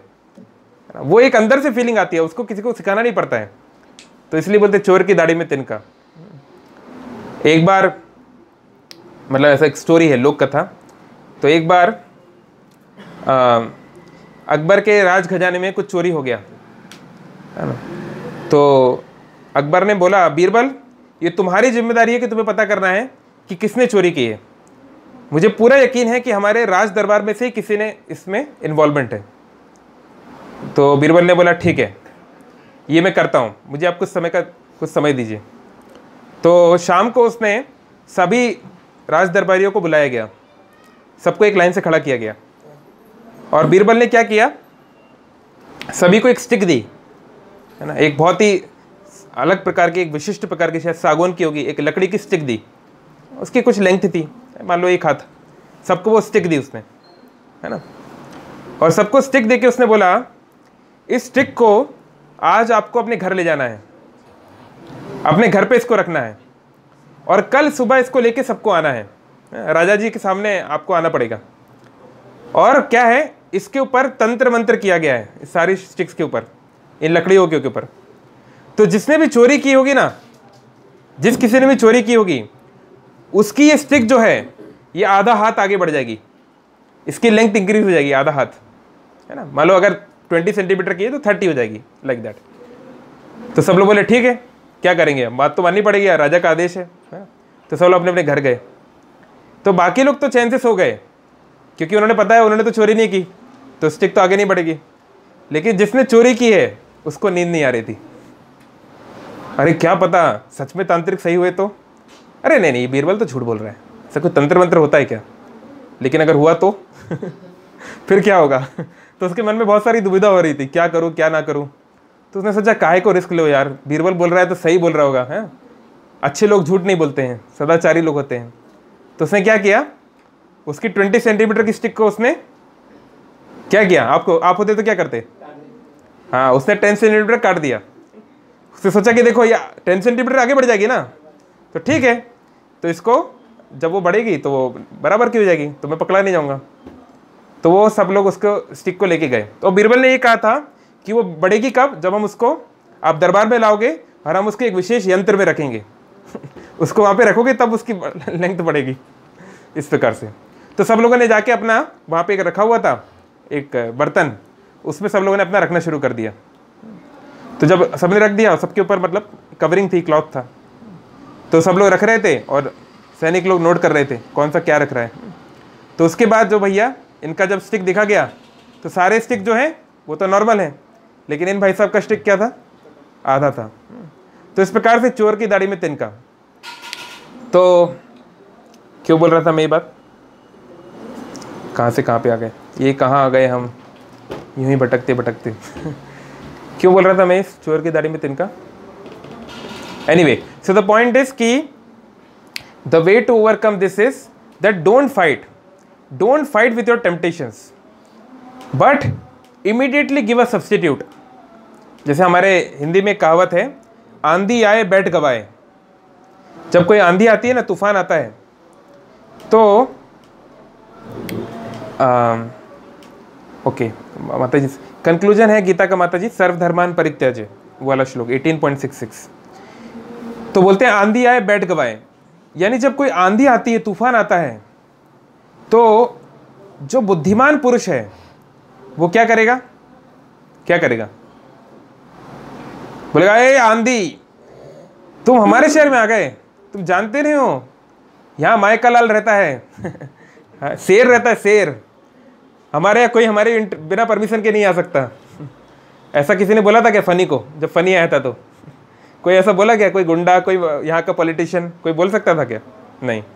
जब आंधी आती है तो बुद्धिमान पुरुष को चुपचाप कहीं जाके बैठ जाना चाहिए, शरण ले लेनी चाहिए, किसी गुफा के अंदर, किसी घर के अंदर जाके बैठ जाना चाहिए। जो मूर्ख होगा वो जाके आंधी से लड़ाई करेगा, क्योंकि आप आंधी से लड़ नहीं सकते, आप उड़ जाओगे। ऐसे ही आप टेम्पटेशन से लड़ नहीं पाओगे।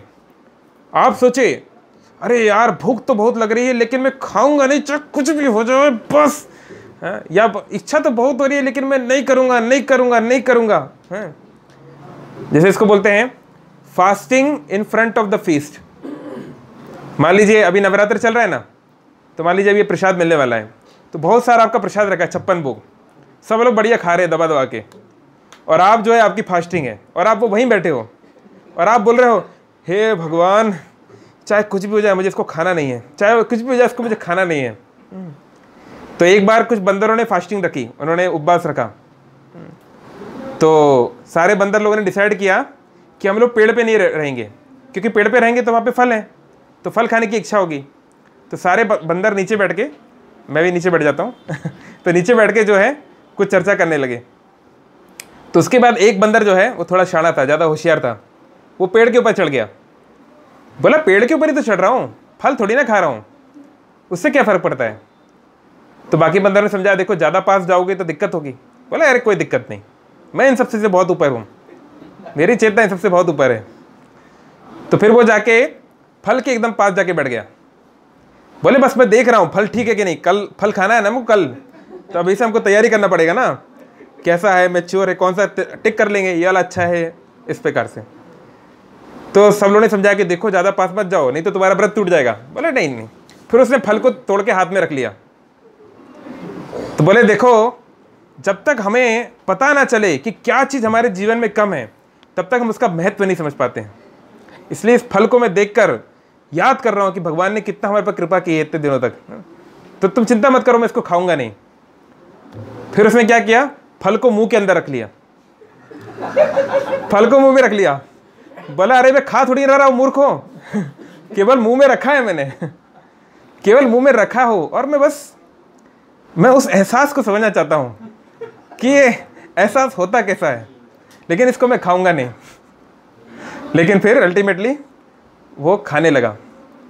तो बोले अरे तुम तो खाने लगे, अरे मूर्ख हो तुम लोग, मैंने थोड़ा ना खाया है, मैंने तो इसको अपने फल को मुंह में डाला तो अपने आप जो है दांत उसको चबा दिए, अपने आप एंजाइम्स आने लगे, सलाइवा आ गया, अब वो गिर गया उसमें, मैं क्या कर सकता हूँ, मैंने थोड़ी ना खाया है।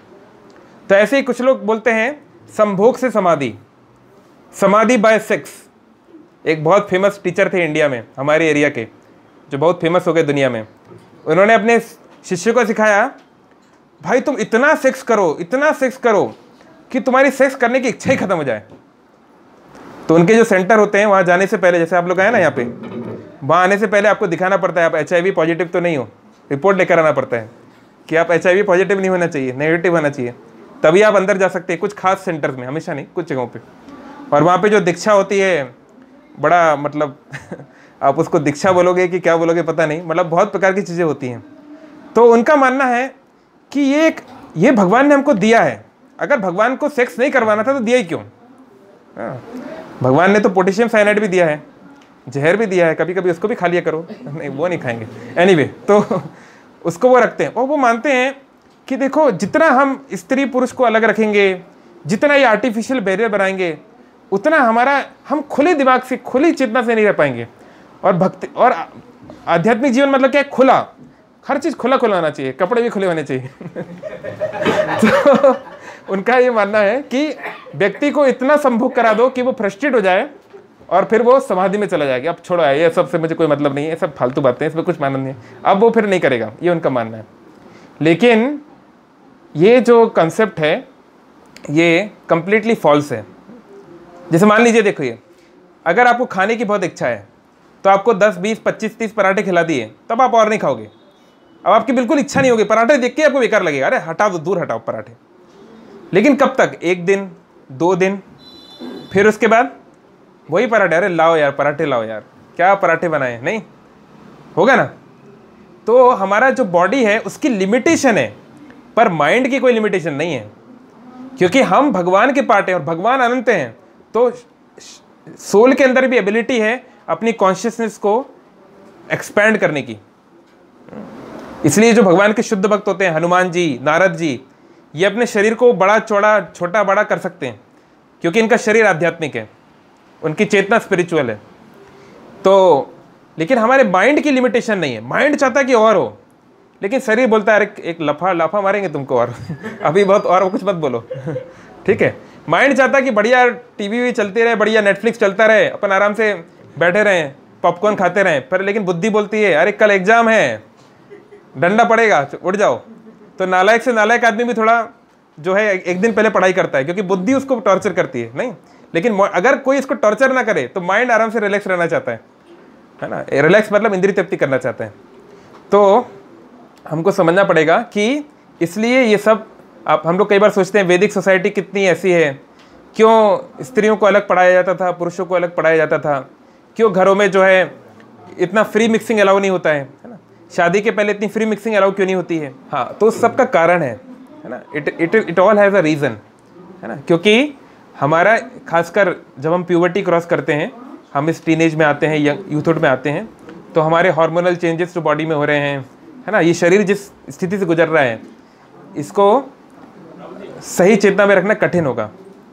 और क्या होता है कि हम वो नहीं करते। हम लोग क्या करते हैं, अनाप शनाप कुछ भी पिक्चर देखने लगते हैं, अनाप शनाप उसमें कुछ भी सीन हो रहे हैं, नहीं तो पॉर्न वॉर्न ही देखने लगते हैं, या कुछ फोटो देखने लगते हैं, है ना। और कुछ बहुत ही जो घटिया किस्म के लड़के हैं, या वो तो मतलब दूसरी स्त्रियों को, महिलाओं को फिजिकली दिखने लगते हैं, वो यहाँ से जा रही है, वो जा रही है, वो इसका घर है ना, इस प्रकार से। तो क्या होता है, हम सोच रहे हैं कि हम अपने आप को इंजॉयमेंट कर रहे हैं। क्या बोलते हैं उसके लिए, क्या शब्द यूज करते हैं वो लोग, मतलब इसके लिए वो कुछ बोलते हैं, हम टाँक रहे हैं, हम लोग टाँक रहे हैं। नहीं, वो लोग सोचते हैं कि हम अपने आंखों को इंजॉयमेंट दे रहे हैं, है ना, कि वो सुंदर लड़की को हम देख रहे हैं। तो हम लोग सोच रहे हैं कि हम उस सुंदर लड़की को देख रहे हैं, सुंदर पुरुष को देख रहे हैं, और हमारी आंखों को इंजॉयमेंट मिल रहा है। लेकिन आंखों से वो चीज़ नहीं होगा। जैसे मान लो मैं बोलूँ कितनी अच्छी पनीर की सब्जी है, कितना अच्छा गुलाब जामुन है, तो उसको देखने से मुझे आनंद आ रहा है। अरे देखने से कुछ नहीं होगा, खाओगे नहीं तो शरीर को तृप्ति नहीं होगी। इससे अच्छा तो देखते नहीं। मान लो मैं सादा डालमा राइस खा रहा हूँ, तो संतुष्टि से खा सकता हूँ, लेकिन मेरे पड़ोस में कोई भैया 56 वो खा रहा है यार, भाई उसके बाद पूड़ी भी है, हलवा भी है, सब खा रहा है, तो उसको देखकर मुझे दाल रवा राइस खाने की इच्छा होगी। मैं बोलूँगा यार मेरे साथ भेदभाव क्यों, मैंने क्या बुरा किया है प्रभु जी के साथ, मेरे साथ भेदभाव कर रहे हैं। तो वो देखने से अब और दुख बढ़ेगा। तो ऐसे ही जब हम सोचते हैं अरे यार हमारी गर्लफ्रेंड तो, हमारी पत्नी तो ऐसी है, वो ऐश्वर्या राय को देखो, वो रानी मुखर्जी को देखो, कितनी सुंदर है ना। वो शाहरुख खान को देखो क्या एक्टिंग करता है, वो ऋतिक रोशन को देखो क्या डांस करता है। हमारा पति तो क्या है, कहाँ से आ जाता है पता नहीं। हम सोचते हैं, ऑफ कोर्स रियलिटी ऐसी नहीं है, आप तो मतलब जो दिखता है वो होता नहीं है हमेशा। लेकिन एनीवे, तो कहने का तात्पर्य कि हम जब इन चीज़ों से ज़्यादा एक्सपोज होते हैं और वो चीज़ हमारी पूरी नहीं हो सकती। अब शाहरुख खान 1 2 4 5 10 पत्नी रख सकता है ना, थोड़ी ना सारे करोड़ों फैन से शादी कर लेगा, ऐसा तो नहीं हो सकता ना, है ना। तो हर व्यक्ति तो पनीर नहीं खा सकता है ना हमेशा, और हर किसी की पत्नी तो ऐश्वर्या राय नहीं हो सकती ना। तो क्योंकि हमने हमारे माइंड को फ्री छोड़ दिया और उसकी एक्सपेक्टेशंस फुलफिल नहीं होगी और हम उसको एक आर्टिफिशियल मीडियम देते हैं। चलो ठीक है, अगर लड़की नहीं मिली तो क्या हुआ, हम लोग आर्टिफिशियली मैस्टरबेशन करने लगते हैं, कोई कुछ और अनगनप सनप चीज़ें करने लगता है, तो उसको सोचता है इससे मुझे संतुष्टि मिल जाएगी। नहीं मिल सकती। खाना खाए बिना आपकी भूख नहीं जा सकती। कितना भी पनीर को देख लो, it will never help you, और वो आपकी प्रॉब्लम को बढ़ाएगा। बल्कि अभी जितना मन चंचल है और ज़्यादा चंचल होगा, आग भड़केगी और ज़्यादा। जितना पेट्रोल डालोगे उतनी आग भड़की जाएगी ना, आपकी आग कम नहीं हो सकती। तो इसलिए हमको स्पिरिचुअल प्रैक्टिस तो फॉलो करना ही है, साथ साथ में कुछ रूल्स रेगुलेशंस को पालन करना चाहिए। रूल रेगुलेशन ये है कि खासकर जब हम लोग यंग हैं तो अपोजिट सेक्स का, खासकर जो हम रूम है ये यंग है, उनसे एक रेस्पेक्टेबल डिस्टेंस बना के रखना चाहिए। नहीं तो डेफिनेटली हमारी चेतना में वो सब बातें आएंगी, भले उस व्यक्ति के प्रति ना आए लेकिन दूसरे के प्रति आएगी। और फिर वो चीज़ अगर हमें मिलेगी नहीं तो हम भड़केंगे, है ना। फिर कई लोग पगला जाते हैं, कुछ अजीब अजीब काम करने लगते हैं। मान लो जाके प्रपोज कर दिया, वो लड़की ने मना कर दिया, तो वो जाके पगला जाके एसिड मार देता है। क्या करता है, बोलते हैं तुम मेरी नहीं हुई तो किसी की नहीं होगी, और क्या क्या अनाप शनाप काम करने लगते हैं। तो ये सब पागलपन क्यों होता है, क्योंकि यही मन का कोई कंट्रोल ही नहीं है। तो एटलीस्ट डिवोटीज़ को ये नहीं करना चाहिए। हमको समझना चाहिए कि भाई देखो, अगर ऐश्वर्या राय भी क्यों ना हो, एक दिन उनको भी बूढ़ी आंटी बनना है ना। जो सेक्सुअल जो एंजॉयमेंट होता है उसमें कोई अंतर नहीं है। ऐसा नहीं है कि ऐश्वर्या राय और अभिषेक बच्चन ऐसा एंजॉयमेंट कर रहे हैं जो कोई सामान्य व्यक्ति नहीं करता। एंजॉयमेंट जब वो यूनियन होता है तो वही प्लेजर मिलता है ना। जब भूख मिटती है, अगर आपको भूख मिटाना है, आप चाहे राइस खा लो डालमा के साथ, चाहे आप पूरी सब्जी खा लो, 56 भोग खा लो, भूख एक ही तरीके से शांत होती है। पेट थोड़ी ना बोलता है नहीं नहीं, जब तक 56 भोग नहीं आएगा तब तक भूख शांत नहीं हो सकती। ऐसा बोलता है कि पेट नहीं, पेट को भाई बस दे दो, वो शांत हो जाएगा, है ना। तो किसी भी प्रकार के सेंस प्लेजर में हमको समझना है कि let us do whatever we can, but let us also accept whatever God is giving us. उसको एक्सेप्ट भी करना चाहिए, 10 जगह मुंह नहीं मारना चाहिए, थोड़ा संतुष्ट होना चाहिए। क्योंकि जीवन का लक्ष्य इस चीज़ को एंजॉय करना वैसे भी नहीं है ना। आज मैं बहुत शक्तिशाली हूँ, कब तक रहोगे, है ना। मोहम्मद अली जो है, मोहम्मद अली जानते हैं ना, strongest man on the planet, number 1 boxer, उसको कोई नहीं हरा पा रहा था। तो उसने एक बार एक स्टेटमेंट दिया था बहुत famous, I am the greatest, मैं सबसे महान हूँ। समय थोड़ा आगे निकला, 15 साल बाद उसको एक बीमारी हो गई जिसको बोलते हैं, क्या बोलते हैं इस बीमारी को यार, Parkinson's. Yes, thank you. Parkinson disease हो गया उसको। पार्किंसन में क्या है, अब भाई का बिल्कुल शरीर के ऊपर कंट्रोल बहुत कम हो गया, हाथ हिलाने के लिए भी बहुत मेहनत करना पड़ता है। उसको एथेंस ओलंपिक्स में बुलाया गया, आप देख सकते हैं यूट्यूब पे सब वीडियो है। एथेंस ओलंपिक्स में उसको बीकन लगाना था, मतलब जो वो होती है ना टॉर्च, उससे उसको टॉर्च लगाना था। तो सबसे शक्तिशाली आदमी दुनिया का, जो कितने बड़े बड़े लोगों को मार देता, मतलब हरा देता था, वो एक छोटी सी टॉर्च को भी ऊपर रखने में उसकी हालत खराब हो रही थी। एक उसका वीडियो है कि सामने कॉफ़ी का कप है, वो कॉफ़ी का कप जो है ना, वो कप को भी वो पकड़ नहीं पा रहा है, हाथ हिल रहा है उसका। तो 5 मिनट बाद वो कॉफ़ी के कप तक पहुंचेगा, फिर 3 मिनट बाद ऊपर उठाएगा, फिर 5 मिनट बाद ऊपर, ऐसा हालत हो गया था उसका। तो उससे पूछा गया, हमारे इस्कॉन के ही प्रभुपाद जी के शिष्य भक्ति तीर्थ महाराज उनके कांटेक्ट में आए थे और उनको कुछ प्रभुपाद जी की पुस्तकें भी दी। फिर वो आगे चल के काफ़ी स्पिरिचुअल बन गया। एनीवे, जब व्यक्ति को लात पड़ती तो व्यक्ति समझ जाता है अपनी सच्चाई। तो उससे पूछा गया कि Muhammad Ali, you had said that you are the greatest, do you still believe that? आपने कहा था कि आप सबसे महान हैं, क्या आप अभी भी इस बात को मानते हैं? तो मोहम्मद अली ने बोला, yes I am the greatest fool. हाँ, मैं सबसे महान हूँ, सबसे महान मूर्ख। क्योंकि मैं ऐसा सोचता था कि मैं बहुत महान हूँ। तो या तो हम मोहम्मद अली, बिल गेट्स, शाहरुख खान के बेटे लाखों करोड़ों एग्जाम्पल है, उससे सीख लें कि भैया सबसे ऊंचे जहाँ तुम जाना चाह रहे हो वहाँ का सबसे टॉप के लोग की हालत क्या है, उनसे सीख लें हम। चाहे इंद्रदेव से सीख लो, बड़े से बड़े व्यक्ति से सीख लो। नहीं तो कुछ लोग क्या है, वो सुन के नहीं सीख पाते, उनको जब तक लात नहीं पड़ेगी सीखेंगे नहीं। कुछ लोग समझ जाते हैं चोरी करना पाप है, मत करो। कुछ लोग नहीं मानते, नहीं नहीं, क्या पुलिस पकड़ेगी इसकी कोई गारंटी है? पुलिस तो नालायक है, सोती रहती है, कोई नहीं पकड़ता है पुलिस। देखा नहीं तुमने मिशन इम्पॉसिबल नहीं देखे हो?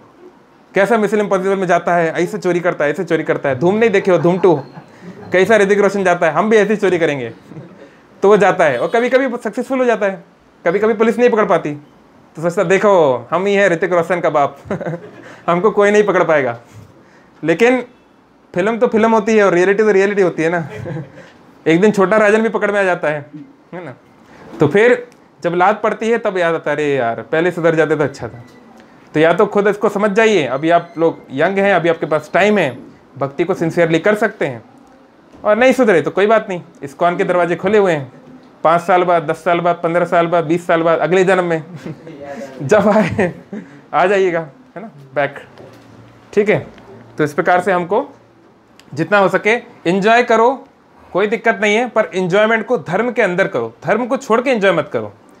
बहुत सारा अच्छा खाना पीने का चीज़ है, क्या ज़रूरत है किसी को मार के खाने की, है ना। बहुत सारा, अगर किसी से संबंध बनाना ही है तो उससे शादी कर लो, या अगर गर्लफ्रेंड है तो कमिटेड रहो।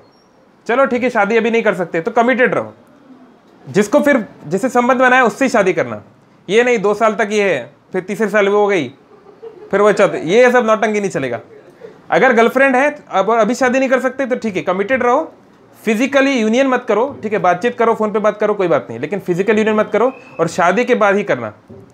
तो या तो ये करो, है ना। मान लीजिए घूमने फिरने की इच्छा है, जाओ भाई घूमने फिरना, अच्छी बात है, कभी कभी धाम भी चले जाओ। तो हर चीज़ को स्पिरिचुअलाइज किया जा सकता है जब तक कि वो चीज़ डायरेक्टली अधर्म ना हो।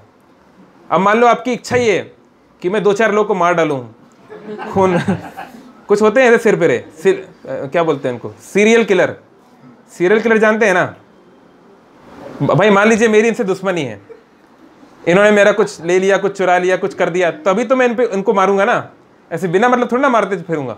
लेकिन सीरियल किलर मतलब वो साइकोलॉजिकली पागल व्यक्ति है, साइकेट्रिक पेशेंट है, उसको लगता है कि इसका खून निकलने से मुझे अच्छा लगता है ना। तो सीरियल किलर बिना मतलब मारे जा रहा है, ऐसा कई बार होता है। अरे हंसने की बात नहीं है, ऐसे बहुत लोग होते हैं। कोई 10 को मार दिया, कोई 12 को मार दिया, कोई 15 को मार दिया। अमेरिका में, आई थिंक कैलिफोर्निया में एक सीरियल रेपिस्ट था, तो उसने कितना 70-80 रेप किए थे। हाँ, और वो कभी पकड़ा क्यों नहीं गया? क्योंकि पुलिस ऑफिसर था। लोग उसी को कंप्लेन करते थे कि भैया आपके यहाँ पे कोई लड़की का कंप्लेन आया, बोले हाँ टेंशन मत लो मैं जा रहा हूँ और उसने बहुत लोग के साथ बहुत कुछ किया। तो वो उससे पूछा गया मतलब कि तुम जब शुरुआत की थे तुम्हारी एज थी, चलो फिर तुम इतने बूढ़े हो गए 50-55 की उम्र में, अब तुम ये सब क्या कर रहे थे? बोले मतलब मुझे केवल, मैं किसी को उस तरह नहीं करता था, मतलब ये मत समझो कि मैं उसका कोई शरीर को भुगना, मुझे जब वो चीखती थी ना, मुझे जब वो चिल्लाती थी तो मुझे अच्छा लगता था। तो इस प्रकार के भी पागल लोग हैं दुनिया में, है ना, साइकेट्रिक पूरे, मतलब जिनका कोई वो नहीं है, इस प्रकार के भी लोग हैं। तो कहने का मतलब है कि हाँ, जो कुछ भी हमारा एन्जॉयमेंट है उसको हम स्पिरिचुअलाइज कर सकते हैं अलग अलग स्तर पे।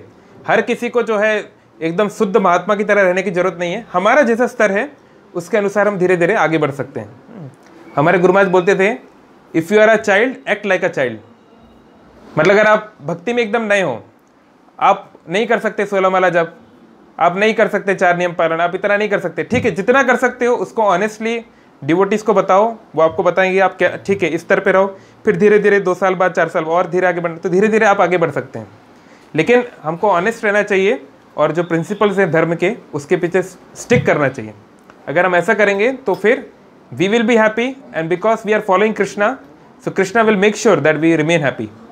ओके, हरे कृष्णा। माता जी का क्वेश्चन है कि can you please explain the limited and unlimited status of mind and body? Yes, so the body is limited, the body has limitations, but the mind has no limitation.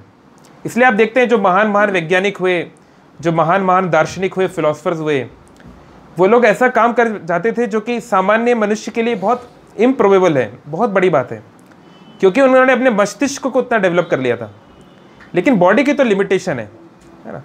मान लीजिए मैं 70 kilo का हूँ, कोई 80 kilo का है, कोई 100 kilo का है। सबसे मोटा मान लो मार्क हेनरी है। कितने का है प्रभु मार्क हेनरी? 300 किलो होगा शायद, और क्या ये उससे कम ही होगा, है ना। पर आप कितना आगे बढ़ोगे? मतलब आप थोड़ी ना आपके मनुष्य शरीर जो है 10,000 क्विंटल का बना लोगे आप, ऐसा थोड़ी ना हो सकता है। उसका एक लिमिटेशन है ना।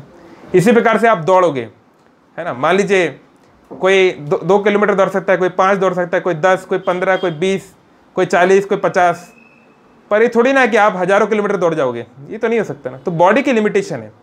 लेकिन हम सटल बॉडी, सूक्ष्म बॉडी में जैसे जाएंगे ना, उसकी लिमिटेशंस कम होती जाती हैं। माइंड जो है वो कुछ भी सोच सकता है। जैसे मान लीजिए यहाँ से मुझे अमेरिका जाना है, तो सबसे फास्ट प्लेन से भी जाओगे ना, मोदी जी के प्लेन से भी जाओगे तो भी 1 दिन लगेगा, कम से कम 20 घंटा लगेगा। और मान लो आप सुपरसोनिक प्लेन से जाओगे तो भी 6-7 घंटा लगेगा। लेकिन माइंड से आप तुरंत पहुँच सकते हैं।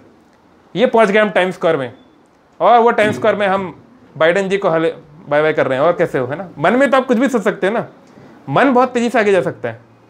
तो इस प्रकार से ये बताया गया है, खासकर उद्धव गीता में, कि आत्मा का नेचर क्या है। कैसे ये नारद मुनि लोग कहीं भी ट्रेवल कर जाते थे, कभी इस स्टेज में, कभी यहाँ, ये हनुमान जी कभी इतने बड़े बन गए, कभी इतने छोटे बन गए। कैसे?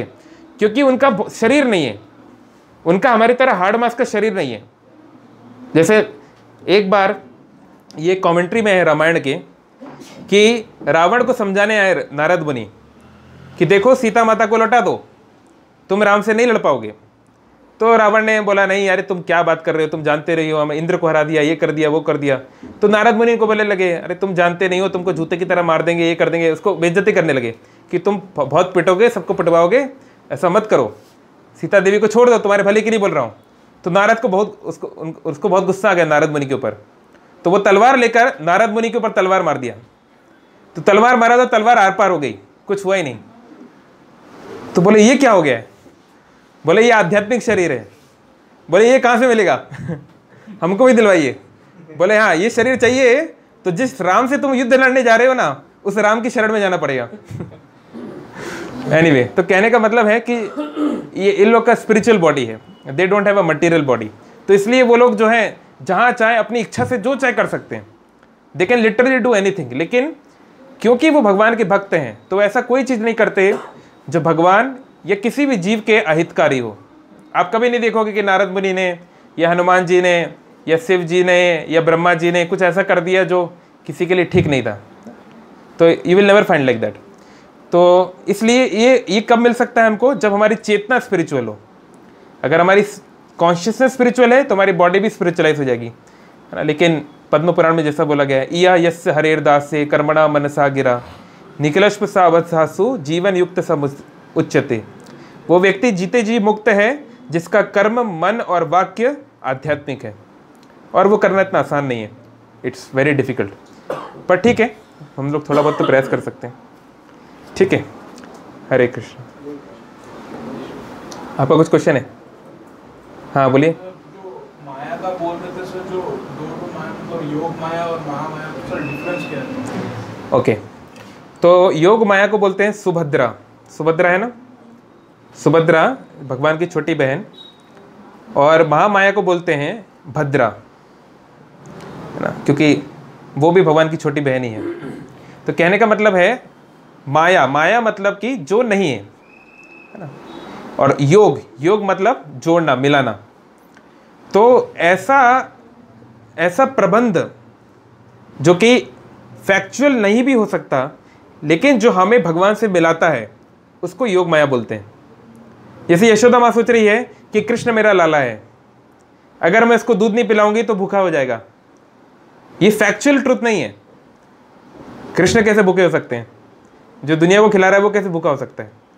लेकिन योग माया के प्रभाव से उनको ये प्रभावित किया गया है कि क्योंकि उनके प्रेम को ये ऐश्वर्य छुपाए ना, है ना। क्योंकि प्रेम जो है, अगर ऐश्वर्य आ गए तो प्रेम छुप जाता है ना। जैसे मान लीजिए आपका कोई दोस्त है, वो दोस्त से आपकी बहुत बचपन की दोस्ती है, तो आप उसको कुछ कुछ नाम से बुलाते हो, है ना, बंटी बंटी कुछ भी बोलते हो, मिलते हो तो एक पीठ पे लगाते हो, है ना, बहुत आप लोग का एक इनफॉर्मल एक एटिकेट है। लेकिन मान लो वो बंटी जो है वो कोई प्रधानमंत्री वगैरह बन गया या कोई बड़ा अफसर बन गया, है, उसके साथ में भैया 10 लोग चल रहे हैं बंदूक लेकर, तो उसको मिलते समय आपको लगेगा यार भाई 10 लोग यार बंदूक लेके चल रहे हैं, मार मुर ना दे तो आप पीठ पे मारने से पहले सोचोगे, बोले कि मतलब क्या और सर जी कैसे हैं आप, है ना, नहीं, इस प्रकार से। तो वो ऐश्वर्य जो है वो प्रेम को ढक देता है। तो योग माया क्या करती है, ऐश्वर्य को छुपा देती है। तो वृंदावन वासियों को पता ही नहीं है कि भाई ये भगवान है, ये जो सुंदर सा ग्वाला जिसको हम सोच रहे हैं कि हमारा बेटा है या हमारा भाई है या हमारा दोस्त है या हमारा प्रेमी है, ये महाविष्णु है, ये उनको पता ही नहीं है। तो ये एक प्रकार से फैक्चुअल ट्रुथ को छुपाना हुआ ना, इसी को तो माया बोलते हैं, इल्यूजन हुआ ना। लेकिन ये इल्यूजन उनको भगवान से और गहरा संबंध बनाता है, इसलिए इसको योग माया बोलते हैं। और महामाया मतलब जो आपको भगवान से दूर करती है, कि जब अभी भगवान इस संसार को बनाने वाले हैं, चलाने वाले हैं, मिटाने वाले हैं, है ना, लेकिन माया इसको ऐसे बनाई, इस संसार को ऐसा ढका गया है कि आपको पता अरे कौन भगवान, किधर है, आता क्यों नहीं, दिखता क्यों नहीं, सुनता क्यों नहीं, खाता क्यों नहीं, तो आपको लगेगा कहीं है ही नहीं। तो इस प्रकार से ढका गया है कि आप भगवान को देख ही नहीं सकते। तो ये इस प्रकार से अरेंजमेंट किया गया है। तो महामाया आपको भगवान से दूर करती है। तो आप बोले काहे को दूर कर रही है, भगवान कुछ करते क्यों नहीं? ये हमारी इच्छा थी कि हम भगवान से अलग होना चाहते थे, और भगवान हमारे एंजॉयमेंट को, हमारी जो भी इच्छा होती है उसको भगवान फैसिलिटेट करते हैं फॉर द टाइम भी। मान लो कोई बच्चा है, कोई लड़का है, वो बोले मम्मी पापा आपके साथ नहीं रहना चाहता मैं, तुम बड़ो लोग सारे पुराने ज़माने के लोग हो, तुम्हारे साथ मैं नहीं रहूँगा, अब मॉडर्न ज़माना आ गया है, तुम लोग के साथ नहीं रहूँगा, हमें अलग कुछ करके, हम अलग रहेंगे। तो माता पिता समझाते हैं नहीं बेटा साथ पे रहो, दुनिया बहुत ख़राब है, बहुत दुनिया में ख़राब लोग हैं। नहीं नहीं नहीं, तो पहले समझाएंगे फिर क्या करेंगे, क्योंकि प्रेम में ज़बरदस्ती नहीं की जा सकती ना। लव इज़ ऑलवेज वॉलेंटरी, उसमें आप फोर्स नहीं कर सकते। तो नहीं मानेगा तो क्या करेंगे, ठीक है माता पिता बोलेंगे ठीक है बेटा जाओ, है ना, कुछ पैसा देंगे, लो जहाँ जाके अपना घर बनाना, लेकिन वो हमेशा वेट करते रहेंगे कि वो जल्दी जल्दी आ जाए, है ना, किसी को भेजेंगे पता करो मेरा बेटा कैसा कर रहा है, क्या चल रहा है, उसकी खबर लेंगे, उसकी हेल्प करेंगे, इस प्रकार से। So God is always with us, but because we wanted to live separately from God, therefore the arrangement has been made of Mahamaya which makes it feel that God is not there, है ना। तो ये महामाया का काम है, ठीक है। चलो और कुछ, कीर्तन शुरू होने वाला है, इसके पहले अगर कोई कुछ बोलना चाहे, ठीक है। जो लोग ऑनलाइन सुन रहे थे बहुत धन्यवाद, हरे कृष्णा। यहाँ पे किसी का कोई क्वेश्चन है? योग माया और मोह माया दोनों तो भगवान के बहन है ना, तो दोनों तो बहन है, मतलब भगवान का एक शक्ति है इस सेंस में। हाँ तो ये ऐसे क्यों कर रहे हैं, वो बोले ऐसे क्यों कर रहे हैं? ऐसा क्यों कर रहा है? एक जज बैठा हुआ है, एक जज बैठा हुआ है, ठीक है। तो एक केस की हियरिंग चल रही है, तो जज ने बोला हाँ आपके साथ बहुत गलत हुआ, ये कंपनी वालों आपने इनको गलत प्रोडक्ट बेचा है, आप इनको 1 करोड़ रुपए कंपनसेशन दीजिए। तो जो व्यक्ति केस लड़ने आया था, जिसके ऊपर केस था, उसको 1 करोड़ रुपए कंपनसेशन देके वो जा रहा है बाहर। फिर दूसरा केस आया, दूसरी हियरिंग हुई, वही जज वहाँ बैठा हुआ है, वो आके वो बोलता है तुम जो है मर्डरर हो, तुमने किसी को मारा है, तुम्हें सजाए मौत दी जाएगी। तो ये क्या बात हुई? वो तो एक ही आदमी है, क्यों वो किसी को करोड़ों रुपए दे रहा है, क्यों किसी की जान ले रहा है, क्यों कर रहा है ऐसा?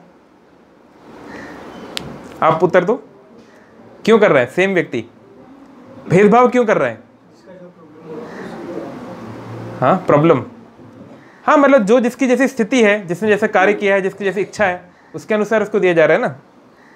तो ऐसे ही कृष्णा भूलिया जीव भोग वांछा करे, जब जीव कृष्ण को भूलना चाहता है और कृष्ण से अलग एंजॉय करना चाहता है, अरे सारी गोपी कृष्ण के पास, हमारे पास एक भी नहीं। तो अब ये वृंदावन में ये नहीं हो सकता, वृंदावन में हर व्यक्ति कृष्ण का प्रेमी है। तो अगर आप चाहते हो कि लोग मुझे भी कृष्ण की तरह प्रेम करें, तो आपको कोई अलग जगह बैठना पड़ेगा। जैसे मान लीजिए कोई व्यक्ति सोचे अरे सारे लोग भारत का संविधान क्यों मानते हैं यार, अरे हम भी कुछ संविधान लिख देते हैं, हमारा भी मानो। आप सोचो कि हमारा यहाँ पे रूल चलेगा, आपको क्या करना पड़ेगा? आप फिर भारत में नहीं रह सकते, आपको जेल में जाना पड़ेगा। जो भारत का संविधान नहीं मानेगा, क्या वो भारत की सिविल सोसाइटी में रह सकता है? उसको जेल जाना पड़ेगा। तो ऐसे ही जो कृष्ण की बात नहीं मानना चाहता, ये कृष्ण के साथ नहीं रहना चाहता, उसको यहाँ भेज दिया गया, ये जेल में, मतलब हम सबको। यहाँ रहो, खुद कृष्ण बनो, है ना, और कृष्ण की तरह एंजॉय करने का प्रयास करो, लाते खाओ, घुसे खाओ, उसके बाद जब समझ में आ जाएगा तो वापस आ जाना। ठीक है, चलो कीर्तन शुरू हो गया। Thank you. हरे कृष्णा। शिला प्रभुपाद की जय।